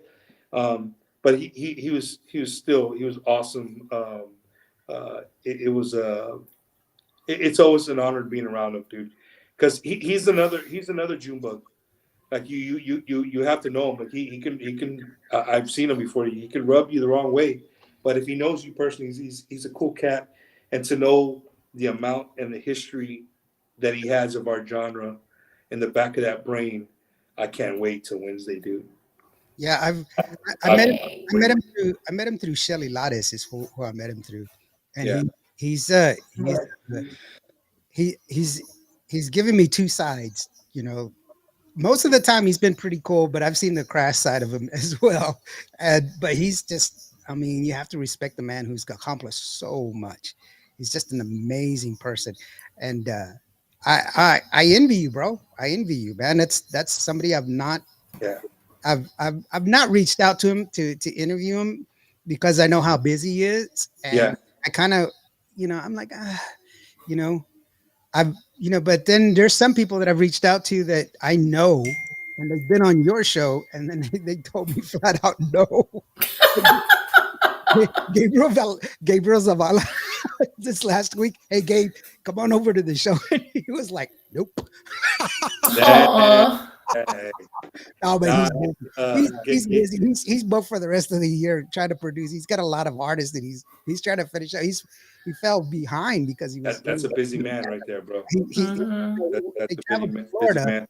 Yeah, so he had to put a lot of stuff back. So he was like, "No, Lord, Aw. I just like telling the story that way because it sounds bad, but no, he's. But I'm nice. nervous and excited at the same time. So I know it's gonna make for a great interview, dude. Like, and the cool part about it is I know it's gonna be a lot of more artists in the chat room Mhm. than just your everyday normal Tejano fan, right? The artists love to pick, and if the artists know me personally, they know how I think and the questions that I'll pull out, you know, and just to have him here, and we have great chemistry, dude. Like we sat on the plane next to each other. Like he's a cool cat, but again, I've seen him like just being in the area and him like I can see how people will be like, no, I don't mess with that dude. You know what I mean? But you know, he's always been really cool with me. Very, very accepting to what I'm doing, and that's the other thing, Lawrence, is that's a great feeling, man. Is when the artist is very accepting to what you're doing, or they come in for an interview, and then you tell them like, "Hey, man, it's going to be 2 hours," and you tell somebody, "What? An artist is going into a radio station 30 minutes, they're out, dude." Right now, the 30 minutes are talking maybe 14 minutes out of the 30 minutes. The rest is music and commercials. So, you know, it's just a little bit of time. When you sit on 2 hours, you're like, "Oh, what the hell?" Yeah. But I will tell you, man, when it's done and we know we're off the air, they get up and it's usually a big hug and like, "Yo, bro, that was cool, bro. It didn't even feel like 2 hours." Yeah. You know, and I tell people, you know, Bumpers Wacky Wednesday, all we're trying to do is just, you know, give the fans a little side of who the person is besides the people walking up the stage and performing in front. Of course, we're going to talk music. You know what I mean? And if they want to jam, then we'll jam too. That's kind of been the latest trend lately. Is people have 45 started it, and people He want does. to come, but Those people don't know, guys are Lawrence. It's amazing, una man. chinga, dude. I know. I To do a show like that, offered bro, to help you. Remember that was from your home. That's a hard. You know, I got people like G-Man and Rogelio.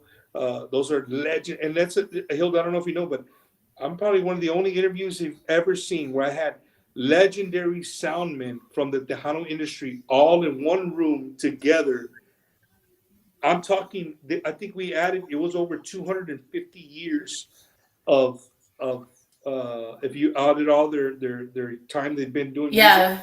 over 250 years of music, right? And I love that. I love That's people to get to awesome. know these people that you see, that you just see kind of, but these are the dudes. Without them, Yeah, the behind the scenes people, yeah, like, you behind the know, scenes guys, you they know what I they mean? make all the magic happen, you know, and like my husband, like sometimes I forget, you know, who I'm married to. You know, because I look back sometimes at his catalog, and I remember we were driving around in Mexico. I was shooting one of my music videos back in January, and Si Quieres Verme Llorar comes on by Lisa Lopez. And I was like, stop dead in my tracks. Because I'm like, we're there in Mexico. And this song comes on. And of course, everybody loves this song. It's a classic. And then I look over in the back seat and I'm like, damn, my husband produced that. You know, and then he starts with all the stories, like, you know, all those behind the scenes, kind of like, you're never going to hear these stories ever again. Yep. And, you know, and then I get amazed. And then I find myself enthralled in all this history because it's this whole other part of him that I wasn't around for, you know, because I mean, he's 25 years older than me. And so that, you know, you start looking at all this history and then he starts, oh, yeah, this so and so and so and so. And you're just like, what? And Hey, Hilda, and the thing that they don't know is a lot of those guys, like the conversations are recorded. Like they yeah, have tapes of like, "Hey, sing what? I ain't gonna," you know what I mean? Like those things, they have. They're historians, man. yes, You know. yes. Nicole asked a question. Can I ask you? Can you ask him a question, a general question, to help Tejano music prosper, to continue to grow? What needs to happen? I would love to hear from the producer's perspective for Gibby Velasquez. Damn, Oh, wow. Nicole, the show ain't even That's a risen. good Fool. You already getting question. free questions. Free questions. Damn. You got We your just told first you- question. Me and Indio just told you we're organic. We don't want yeah. But I did. I got it in my head. I got Yeah, it. that's a Write good, it down. that's a good question. But you know what? I mean, he's a when I didn't interview him like for the show. I interviewed him for Shelly Lattice's Final Bow, and you know, I just kind of touched base on what he was doing and what he was working on. And he's always got music on his mind. He's always, he's one of those consummate professionals. But he's always managed to get that clean. I mean, he's just got so much talent for a guy who's done it for so long. And you got to just give him a lot of respect for what he's done. And so, I guess Hilda, you ready? Hilda, you ready? I'm ready. You know why? You know why, Indio? Why, bro? He attacks it with a Marine mentality. And you know when somebody attacks it with a Marine mentality, it's gonna come out like that. You know what? You know what happened to me last year? You know what happened to me last year? Last year on the show, I because this started out as for military people. This is how I started out, like 5 years ago, a radio station for military people. So there's a unit in Japan of Marines. They always send in, I always do this Mother's Day show and everything else. They send in a lot of requests, moms and everything else. It was a shitload of San Francisco fans. And I was like, I'm a Cowboys fan, no goddamn way, blah, blah, blah, blah, blah, blah. Yeah. So we made a bet. And I had to put on a San Francisco shirt. Yeah, what kind of shirt? Those damn Marines. Last year. I told you that I'd throw him out of his game right there with that. I throw him off his game every time I talk about firemen. Yes. Oh, no. You haven't heard the video idea. TDK has been like commenting all night with firemen. Look, So, okay, Bumper, you tell me what you think, okay? He's always putting the fireman and the fireman. Look at TDK's answer. He's always doing that. You got to roll the dice. Okay. Hey, no, look, I got this great idea, Bumper. And I mean, you're in the industry. Maybe you can tell me what you think. Oh, God. So we're going to write this song. Shelly already told me she'd work on it. She's on board. We got, let's see who else. Cari Carina's in on this deal. I mean, we got all these females going, right? So in this music video, it's going to be the Tejano music video, right? All about firemen. And we're going to have firemen everywhere. What do you think? I think it's going to go viral. He wants topless, like shirtless. Just shirtless, Shirtless, Okay. lounging about. So is it going to be, the question should be, is it going to be a realistic fireman, or it's going to be what women think firemen should look like? But, all of us have different tastes, so it'll be a nice mix. Yeah. Marine fireman. and Jose Rosario already told me he would write the song. It's in writing in one of our chats somewhere. Yeah. So I mean, it doesn't get any better than that. Jose Rosario is legendary. So Bombero, what's it going to be called? Bomberos, I think. El bombero se va. I got you. Well, if you need a fireman holding a hose, I got you. I'm down. See, look, even Bumper's in on this deal now. We gotta get Lawrence is gonna shoot the music video. He just doesn't know it yet. Dude, people the other day, somebody at 2:00 in the morning, Esther Rubin, assistant of he's a great real estate agent, but he assists esta Destiny Navaida. Dude, at 2:00 in the morning, bro. At 2:00 in the morning, he texted me like, dude, tell me this is not you in a music video. I'm like, what do you mean? He goes, bro, we're watching TMA TV, we're drinking, and all of a sudden we look on the screen and there's Bumper with a hat and sunglasses on a Cynthia Bustamante video. I said, bro, that's me, bro. That was my video debut. Yeah. Saludos, Bonnie. What's up, Bonnie Hernandez? Bonnie Hernandez. Hi, Bonnie. Yeah, bro, that was my my music video debut, man. I did not know that. I did So not. Yeah, then bro. this, Go, I forgive me because I can't remember the name of the song. But yeah, Felipe Leal, he was the videographer for it. He called me, he's like, "Hey, dude, what are you doing Sunday?" I'm like, "Well, my wife's out of town. Nothing. Why? What's up? Hey, think you can help me shoot a video?" And I'm thinking like I'm gonna go. You know, he always helps me. I'm gonna go help him with some cameras and shit. He's like, "But come dressed up like Bumper." I'm like Bumper? What the fuck you mean? Like, well, that's the way I dress. What does the bumper look like?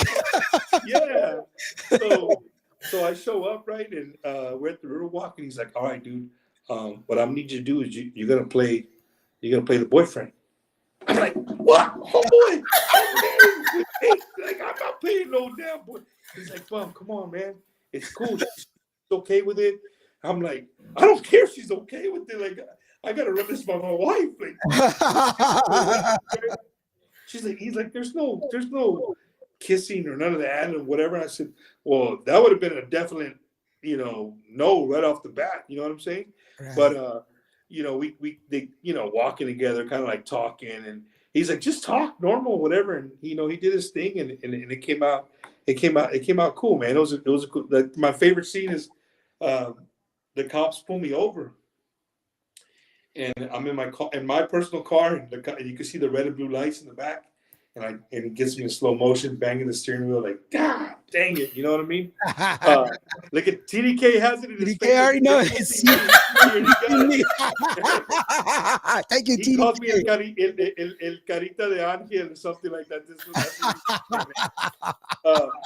But people, my wife's like, "Babe, you really got a cop to pull you over?" I'm like, "Hell no! Them dudes know what they're doing. They buy these little red. He put like 2 lights that he controlled with his phone, red and blue, flashing, and the reflection. It looks like a cop pulled you over. But oh wow. we were literally we were outside of a friend's party, and we were leaving already. He had done some filming there, and he goes, "Hey, let's go ahead and just do that last shot right here." And I'm like, "Dude, right now?" He's like, "Yeah, I got you. Like, put the lights." I'm like, "All right, whatever." Because I just want you to do this or whatever, and I did it. And it came out of the video. It looks legit. Like I was literally getting pulled over by a cop, man. The secrets that people don't know. Yeah. Oh yeah, bro. It's like Secrets of Tejano music. when I did I did a music video, and people were like, "Man, where'd you get all those lights? Where'd you do that?" And I was like, "I did it in my garage, dude." You're like, "What?" I was like, "Yeah, I shot the whole damn thing in my garage." No shit. And I was like, "Yeah, all 5 scenes were done in my garage." They couldn't believe it, man. But if you know what you're doing, you can pull off a lot of different things. It doesn't. People just have the misconception of what it takes. They just see the afterwards. They don't see the whole. And so it's pretty cool, man. But I did not know you were in a music video. Yeah, bro. And then it's in public, so like we're on the Riverwalk boat, like talking, and then people are around us. I mean, we did it live with people right there. People were just looking like, "What the hell are these guys doing?" The rain and the fire is also CG in that video. Yeah. It's kind of everything, but yeah, dude, all from a beer bottle and a phone. Now you're in music videos, hosting award shows, and your daughter was like, let's do a podcast, and you were like, what? Yeah, she's like, "Yeah, you can go live on Facebook." I'm like, "What?" Hilda, so my first sponsor of the show was Alaska Airlines. ¿Cómo ves? Oh wow. Alaska Airlines. Oh yeah, I'm also in that other video, Randy Navs, and I'm in that video as well. We'll talk about them. But Alaska Airlines was my first sponsor. Alaska Airlines. That's impressive. Yeah, impressive. You know how I got that? How? My son, he owned a little die cast, like the metal, little planes, and it was the plane looked just like a real plane, like a real Alaska Airlines airline. So I would get drunk and I would fly the plane right in front of the screen. Tonight's show is brought to you by Alaska Airlines. Oh my God.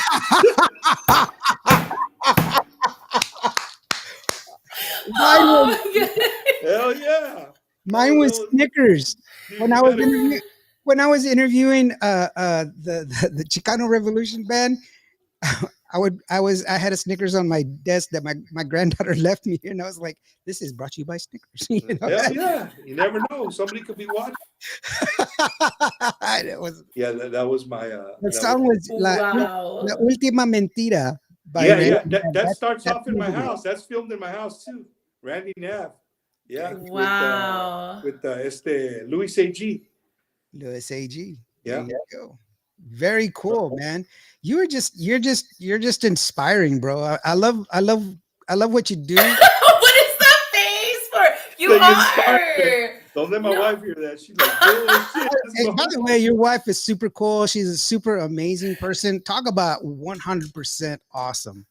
Your wife is just 100% amazing. She is just My wife's good people. I've said it before. You know, I couldn't do what I do if my wife wasn't the way she is. I mean, you stop to think about, like, you know, Wednesday night I do a show for 2 hours, and then it's like, hey babe, so and so's playing at Thirsty Horse tonight. I'll be back later. Okay, you know. My wife's a dancer. Like she loves for us to dance, right? But what happens is when you start doing anything, everybody wants to talk. You talk to the artist, right. you know what I mean, and you kind of get away from the dancing part. And she's like, "Why am I going to go if you're just going to sit and talk to everybody?" You know what I mean? Yeah. And I get her frustration. So sometimes I do make it a point that sometimes when I go, I just kind of try to just be normal and just not go around, you know, and just sit down somewhere and just dance with my wife and have a good time. But it's just crazy, bro. It really is just really crazy where the show has gone, and you know where I see it. You know, my ultimate goal is to you know, I know Johnny Canales still has a show, but to bring a new version of what we grew up listening to, the Johnny Canales show, maybe one day getting picked up by a station to do a show like that, and actually have people play, you know. The way they did on Johnny Canales, you know, a lot of that was tracked, right? You never saw wires coming out of the guitar. Right. Yeah. That's CDK is already asking that question. Earlier question was asked who's going to replace who, and he says Johnny Canales, Bumper Gomez. That'd be cool, man. Maybe one day. I joke about that all the time, but in my heart, that's people have asked, like, Bump, where do you want to go with this? I said, man, I'll go wherever it takes me. You know what I mean? Yeah. That's kind of what's been good. You know, you said the word earlier, organic, right? I just try to stay organic and stay humble to who I am. And again, I'm glad that I have my wife who again lets me go out there and do what I do. And she's never like giving me a hard time, like, dude, you going again? You're gonna do, you know, I mean, she knows. You know, I gave 21 years to the Marine Corps, man.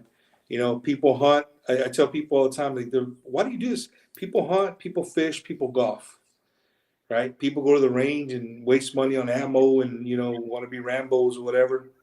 It's a little side punch, you know. But my hustle is this, you know what I mean? My little getaway of what I do is doing podcasting and bringing entertainment to the people who not necessarily, you know. Why do we go live at concerts, right? Why do we people, my wife too, she hates that sometimes, like, man, dude, but I only do like 5 or 10 minutes at a time. And you know why I do it, Lawrence? Because I know that there's wives out there, shit, even some husbands, that their other halves just will never take them out. They're never going to get to experience that live music, and besides listening to on the radio, you're not going to see what it's like to see a crowd, to see people dancing. And, you know, maybe if it's for that 10 or 15 minutes before they lay down, they come on the live and they check it out, like, man, this is cool. You know what I mean? They get a little taste of it. That's reason that I do those little lives, is for people like that don't get a chance to come out, or maybe, you know, they're a single mother, man, trying to make it, and, you know, no babysitter. Like, I get it, right? You know, but after the kids lay down, you can just kick back and watch a little live show, a little portion of a live show is pretty cool. That was really why Hispanorama stayed around for 17 years. We would go to shows that were Tejano concerts that were in and around our area, our viewing area. We never went to, like, we would go to Fanfare and we'd go to Tejano Music Awards, but our TV station only covered 19 counties. That's why we only went to those 19. Only 19 counties. Well, I mean, it's West Texas. and we didn't. It didn't go past a certain area. I mean, we got to Interstate 20, but I mean, it's still there's a lot of smaller towns, but the deal was is that in that broadcasting area, that's where we would go and we could cover that area, but we would go and show them, hey, this is what was here. We would interview the artist, we would capture some of the footage of the shows that were there, and then we would rebroadcast. We wouldn't go live because that wasn't available. Mhm. That wasn't readily available, but we were able to broadcast some of the show on TV, and it was self-sustaining for 17 years. And then Yeah. I did another show after that the host, he retired. I did another show called Plugged In TV, and that one lasted 5 years. And we were still able. It was and this is a TV show on NBC, local affiliate NBC. So we were buying time, That's 1 hour bad. show. Yeah. We had commercials. That's like Juval Radio is a is an internet radio station with all 17 licenses, but it pays for itself. If you do it right, it can do it. It can be done. But people don't, you know, I think somebody says if you don't ask the question, it'll always be no. I don't I always ask the question. I'm never going to be that person that says I wish I did, I wish I could have. I'm always going to do it. And I'm going to know if it's possible or not. Yeah. Yeah.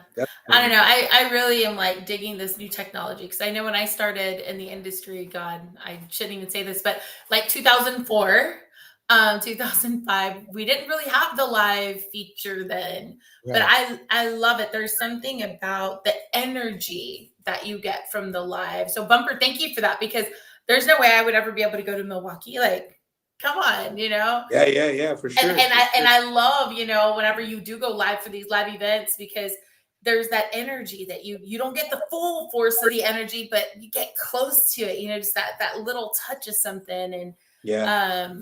for me, like I just recently got to see Elida Reina live for the first time in my whole entire life. And it Mhm. was here in San Benito. And I'm weird. Like at a music event, if there's loud music, don't come talk to me. Don't like come give me a hug, shake my hand, but don't try and have a conversation because my I'm mind jamming. is like on the music. Like he's just like, everybody go away. I'm here to just enjoy the show, and I'm weird like that. But I was very blessed because I was able to sit on the inside of the barriers thanks to Mr. Lalo Reina. And I just sat there with my little lawn chair and everybody's behind me like going all crazy. And I'm just mesmerized in that moment, just Wow. watching, the phenom E- that E- is Elida. Elida, And Elida is a beast, man. Yeah. She is a beast, and there's a reason why she's remained on top for so many years. They're again how right. You said Lalo's just a great dude, bro. Like his energy, the vibe, right? Before I did this, I wasn't a big. My wife used to say vibes in California. Everybody's about vibes. Like, oh, dude, that dude's bro. Like I'd be like, what the hell are you talking about, bro? That dude's, You got the whatever. right aura. You've got the right aura. Yeah. Like I never really paid attention to that. And then when I started doing this, and my wife would talk about it all the time with her friends, I'm like, no, but tan locas, what the hell are you talking about vibes? Chivato tan loco, that's it. There's no vibe to him. He's crazy or she's crazy. You know what I mean? Stay away from her. But since I started doing this, dude, I started, feeling it more. And there's just some people, dude, Lalo and Elida, they have great vibes, dude, just positive vibes. Um, and it's awesome, dude. I mean, I've gotten, the pleasure of hanging out with them personally on a personal basis. And they're just down to earth people, man. They just so Yeah. happen to do music for a living. And I think a lot of fans forget that. Like they have same problems that me and you have. You know what I mean? They yeah, just, some of us They're play also hammers very, for a living, and some people, play drums or play the accordion or whatever. But Elida's super cool. My Elida story is what Tejano band really jams. Oh, J Rock. Wow. See, that's those are the kind of questions that get you in trouble. yeah. That's like having a countdown right there. Well, yeah. You don't do that. But what I what I was going to say was that they're also they're also like Marcos Orozco, very very introverted. They're not Who's that? Elida. She's Oh she's yeah, good yeah, at yeah. They're down. I mean, and of course, because he's on here, you can never ever go wrong with David Lee Garza los musicales, man. Yeah. Those dudes, I can see them. I can see them 8 times in 1 week, brother, Hey, and it's awesome. You know what I mean? But going back to like the friends on here. I mean, just look on that. Look who just came on here and say bump. Tell them who the real band of jams. Like, this is serious, Lawrence. For the normal person, they don't really. Hilda might know. Like that's Joey Rodriguez on there, right. right? The Joey Rodriguez. Ya comprele casa. No, but that is the manager for decades of David Lee Garza y los musicales. That man puts on probably more festivals that you could shake a stick at, right? And you have to respect him for that. And for me to have his respect, and he's a personal friend of mine. Like I can call him like, hey Joey, what do I do here? Tell me who to talk to, whatever. He'll never not call me back, or he'll most of the time he answers my phone call. And these are the relationships that you build from doing this crazy stuff, man. It's really crazy. But to answer this question, Bumper, what the Tejano band really jams? The correct answer to Joy Rodriguez is David Lee Garza los musicales, because they truly jam, right? But right now, my dudes are the Iconics. The icon. There's something about the Jimmy G songs, bro, and Alcohol and Me. Forget it. David Lee was really the thing that pulled me into Tejano music. And this is the J era. David Lee, the J era. When Jay was the lead singer, and that's when I fell in love with Tejano music. Was when I really started listening to Tejano music was with David Lee, and So Jay Perez is your favorite David Lee vocalist? no, Is that what you're saying right now, Indio? no, that's You're not on what the record, bro. This is live show. that's not who you'd be surprised who my favorite of the singers of David Lee Garza is. Let's hear it. What is it? No, I'm not going to tell you. Jojo Herrera from Tejano Up. They got a new station, Tejano Up. They just started up. Jojo's here. How you doing, Jojo? Saludos to all. Thanks. Hey, Jojo. Bunch of great guys right there. Yeah, right there. The weekend crew that used to be with the Weekend Warriors, Tejano Up Radio, like just they got their everything those guys do. They got the Tejanitos toys for Tejanitos. That's on November 19th, bro. We're gonna be down there at. I plan to be there. Sports bar. I plan to be there. Hopefully, I will. It's wow, I think this is the longest show you had. No, it's not. My longest show, my longest show was actually with I believe it was with Roselva, and I think that was almost 3 hours there. She must have some great conversation, bro. Yeah, I think it was because of the fact that you notice how I said the word she again, sexist. She, not he. Wow. My wife is listening to this, okay? Hey, but your wife is a big fan of mine, so it's okay. When's the last time you had a male on your show? Hurry up. 5, 4, 3, El Gallo Des. 1. Gallo Des was the last That was one. like a month ago. That was like 3 months ago. No, it wasn't 3 months ago. Was it really? I'm going to have to go back. Maybe you're right. Oh, well, maybe you're right, because maybe it was. See? And he's smiling cheesy as hell because he knows I'm right. It's pre-recorded. It's not like Okay, no. Bumper, watch this. Nah. Clady. Oh, gosh. So I don't know if you've heard of Clady yet. So Clady is a new artist on CHR Records. She's one of my friends, and Lawrence has a little crush. Okay, stop. I thought your wife was watching, Lawrence. This is why I wanted to stop. It's okay. Miss Gracie loves me, and I love Miss Gracie. She follows me on TikTok, but she doesn't follow Lawrence. Yeah, she joined TikTok to follow Hilda. I've had TikTok for like 5 years, bro, and she's following her. She came into my office. I'm working on commercials and shit. You know how I'm always working on stuff. And she comes in. She goes, "Hey, how do I join TikTok?" And I was like, "Okay, here, let me show you. There you go." And she goes, how do I look for somebody? And I was like, look, like if you want to find me, it's like this. And she's like, no, no, I want to find Hilda. And I was like, okay, here. What? It's like, I'm looking for Hilda. And why was that for Christmas music? Yes, she wanted to join Hilda's thing, but not mine. It'll be wild. Wow. And to this day, this is like a year ago now, and to this day, she still does not follow him. Hey, look, this is my wife. I am here. I saw that, but I didn't want to be the one to say it. I saw it. Ouch. Mando Loco. Yeah. Friday night's going to be out of this world. Jimmy G, Emilio tribute show. Obviously, Bumper said that. Yeah. Bumper band and my favorite Tejano artist of all time, keep the beers away from us. Friday night's definitely going to be whiskey, no beer. That's for sure. Whiskey, no beer. Well, let me ask you this real quick. I've always been envious of the fact that you've always had, you have that access to a lot of different artists because of the location. Regionally, you have access to those locations. Who's an artist that that you really enjoy? Nah, that's a tough question because then it's kind of a setup. Yeah, I'm a United States Marine.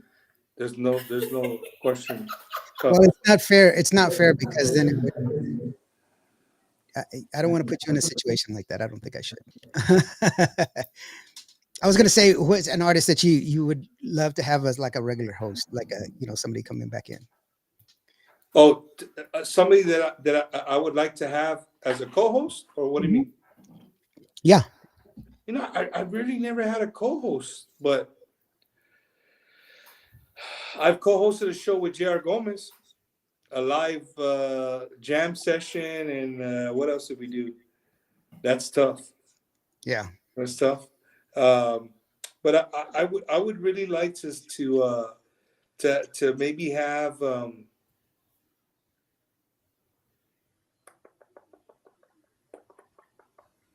Trying to think, man. Have you ever interviewed? Have you interviewed Rebecca Valadez? Oh yeah. Oh yeah. Geez. But Rebecca is another one where, as an interviewer, you're not going to be on a 2-lane Texas highway. You're going to be on a super highway in California. I know I've interviewed her. And you're going to use the shoulders on both sides. Mm-hmm. The highway and the shoulders on both sides. I don't know, man. Co-host. I talk too much, bro, to have a co-host. You really think so? Yeah, like I sometimes when you have a co-host, it not that it's a bad thing, but for me, it like the Marine Corps really made me my memory's not good. My short-term memory is not good. So like when I'm focused and I'm trying to go somewhere, and then if you have somebody else and then they ask, you're like, "A la chingada, I already forgot." I've done that 3 times the other night. What were we talking about? So, Irene Mendoza from Glendale. How you doing, sweetheart? Oh, that's so funny. But I've had people say, "Bump, if you ever got to go somewhere, I can fill in for you." And the number one guy for that is Joey Jams. Joey Jams, like, Bump, whenever you're gone, bro, call me. I'll do the show. I said, dude, olvídate with you? Nombre, hell no. We're not gonna have nobody next Wednesday. They're gonna be like, this dude did it. But no, it's I don't know, man. I don't know if I could do a co-host with the La Chismosa, but again, that one's more of a serious note, so it's not so.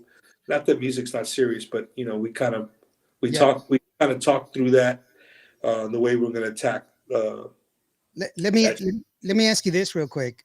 On that show on Tuesday, do you purposely not answer my questions because I asked really? Yeah, no. Sometimes I don't answer your questions because they're real fucking serious. Well, I'm serious.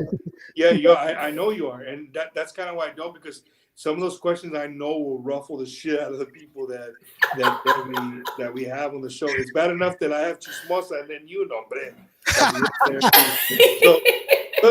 And that's the other thing too, but they're based on fact, though. They're based on fact. Yeah, no. But I get that all the time. People get mad at me like, "Bump, I'm not watching no more. Nunca me saludas."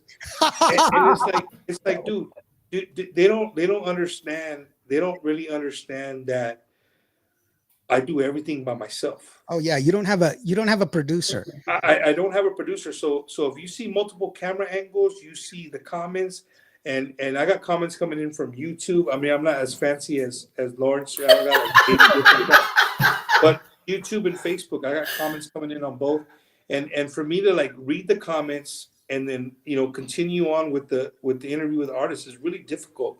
So what I've learned to do is kind of like when I give them a long-winded question, it gives me a chance to just glance over real quick, and if something pops at me, I'll remember it, and hopefully my short-term memory is just spinning in my head. Okay, don't forget. Hey, we got a comment from Alfredo Rios, the lone Mexican. He's asking this or whatever. Then I'll do it, right? But then what happens? You do it for one person. Oh shit! I'm not important. And it's not like that, bro.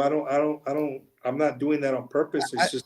Yeah, well, and I've seen your comments come through. Like, you get a lot of comments. Yeah. So I imagine that screen is just going and going and going. Like, it would be hard. And they're coming from YouTube on the screen that I use. They come from both. So and it's not like a live that people see on the phone where you can see all these comments. It's a little block, like it's a little block. And as soon as struggling to read it, it's gone. You know what I mean? Alfredo says Rocky Beltran would be a good co-host. The face said it all, yeah. They'll be arguing all night. Yeah, we would argue. We'd be throwing blows by the end of the night. You need a moderator because there's too much. You know what? How's this? Would this help you if you were talking about a topic and I would just private message you pertinent information, like facts that if you said something like, because see, I know things that people just don't understand. See, like, okay, like, and stuff that people take for granted. Like, okay, like I was once told, oh, well, you're not a real Mexican. And I'm like, well, I'm not. And then they were like, you're the Mexican eats bread. You don't eat tortillas, which is supposed to be insulting to me. But I found it really funny because I was like, you don't eat tortillas either. And they were like, yes, we do. And I was like, no. The corn version of a tortilla is actually called a flaucao. The tortilla is actually a Spanish word. It's from Spain. It's more of a frittata. That's what a tortilla is. But the Native American word for it, they couldn't pronounce it, so they just called it a tortilla. And a flour tortilla is actually a Jewish influence. So when you call it tortilla, that's actually the mispronunciation. You watched Eva Longoria's food thing in Mexico. That's why you said that about the. No, it's very, very true. I mean, it's a fact. But people don't see English influence on Spanish here in Texas. Like here in Texas. Why echo? I think it's hello. No, I think it's Hilda. I think it's your microphone. I don't think it's me. Well, I just muted you. And check 1 2 1 2 check. Yeah, if I mute you, it's what it is, mija. Because it's now. Hilda. Sorry. Hey, you know what? But I mean, what if that helped you? Would that help you or not? Just a question. Don't answer. He might forget to read it. Texas. Yeah, I'm done in overtime. Yeah. Nah, but it is Mimi's time, Lawrence. It is Mimi's time for me. All right. Cool. I got that old government calling in the morning again. Definitely. But Hilda and Lawrence, man, thank you guys for inviting me on at a what do you call it notice. It was cool. It was cool to be invited and to talk to you two guys who have the same passion and love for our culture and our music. Again, thank you guys for that. Thank you guys for continuing to push our culture and our music out there, man. Because the more there is of us, the more it gets out there, the bigger footprint we have. And maybe one day we'll have a Johnny Canales show with Bumper Gomez and Lawrence Indio and Hilda. We can go to different sets and we'll be all over. We'll just be on one big giant team, man. That would be really, really, really cool. Yeah, Lawrence, I think it's you. That's echoing. It's not me that's I echoing. just play it. No, actually, I want to say thank you so very much for joining us, man. I really do appreciate the fact that you came on the show at spur of the moment, and keep doing what you're doing. I really respect you. I'm always here for you whenever you need my help. I'm always ready to help whatever it is that you want to do, and I fully support you. Vote for stop it, stop it. Vote for, vote for Bumper Gomez.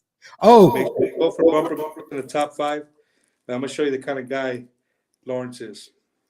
He's gonna freak out. Still got it in the sleeve. They gave it to me. This is a black card. This is a secret card given to me at a table at an undisclosed location.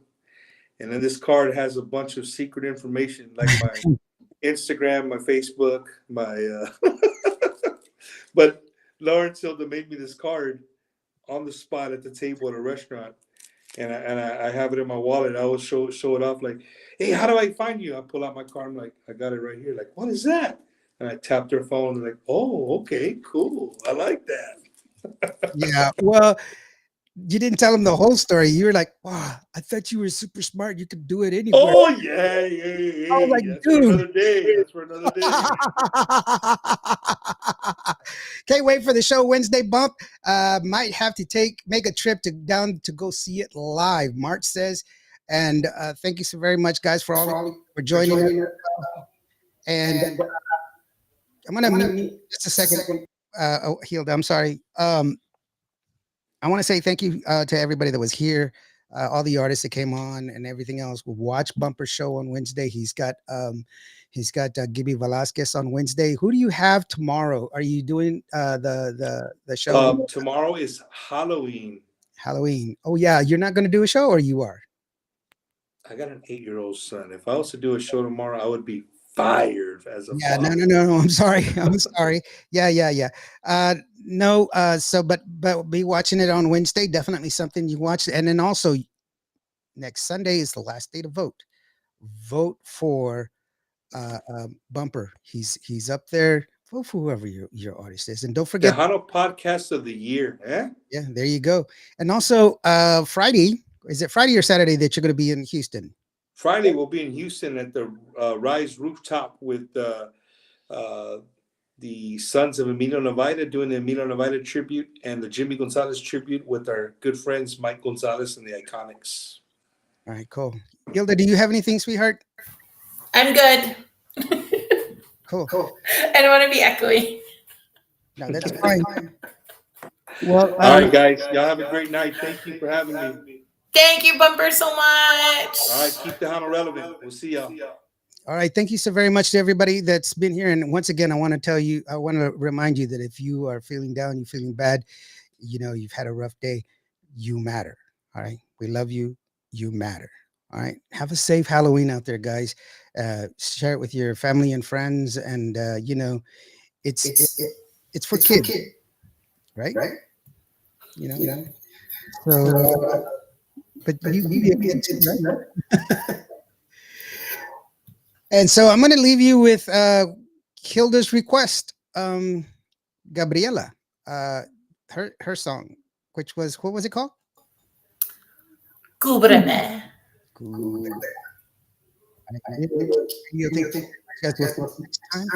Thursday we have oh shoot. Hold on.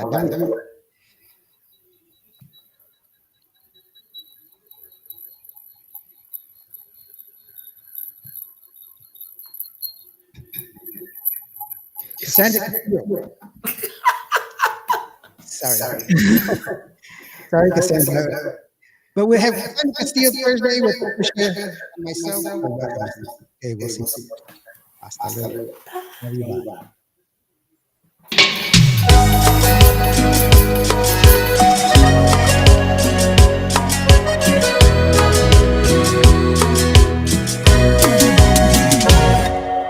Cúbreme de besos a la noche antes de dormir, temprano en la mañana antes de partir.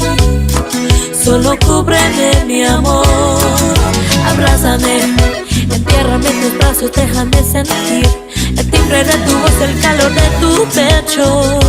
Es mi derecho. Cúbreme el corazón con palabras de amor. Eres tú mi guardián, mi esperanza y mi luz. Enciende en mí una chispa de amor que nunca se apagará. Cúbreme la vida con palabras de amor. El destino es tuyo, júntanos a los dos. Cúbreme el corazón que te cubro, el tuyo también.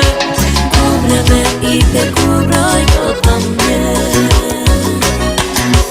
Cúbreme de besos a la noche antes de dormir, temprano en la mañana antes de partir. Solo cúbreme, mi amor.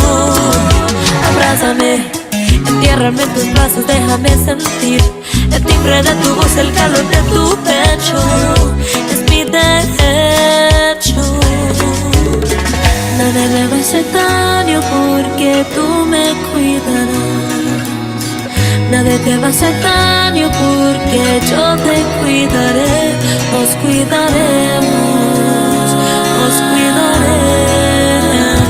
cuidaremos.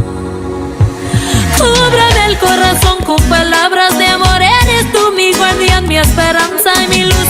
Enciende en mí una chispa de amor que nunca se apagará. Cúbrame la vida con palabras de amor. El destino es tuyo, júntanos a los dos. Cúbreme el corazón que te cubro, el tuyo también. Cúbreme el corazón con palabras de amor. Eres tú mi guardián, mi esperanza y mi luz. Enciende en mí una chispa de amor que nunca se apagará. Cúbreme la vida con palabras de amor. El destino es tuyo, júntanos a los dos. Cúbreme el corazón que te cubro, el tuyo también. Cúbreme y te cubro yo también.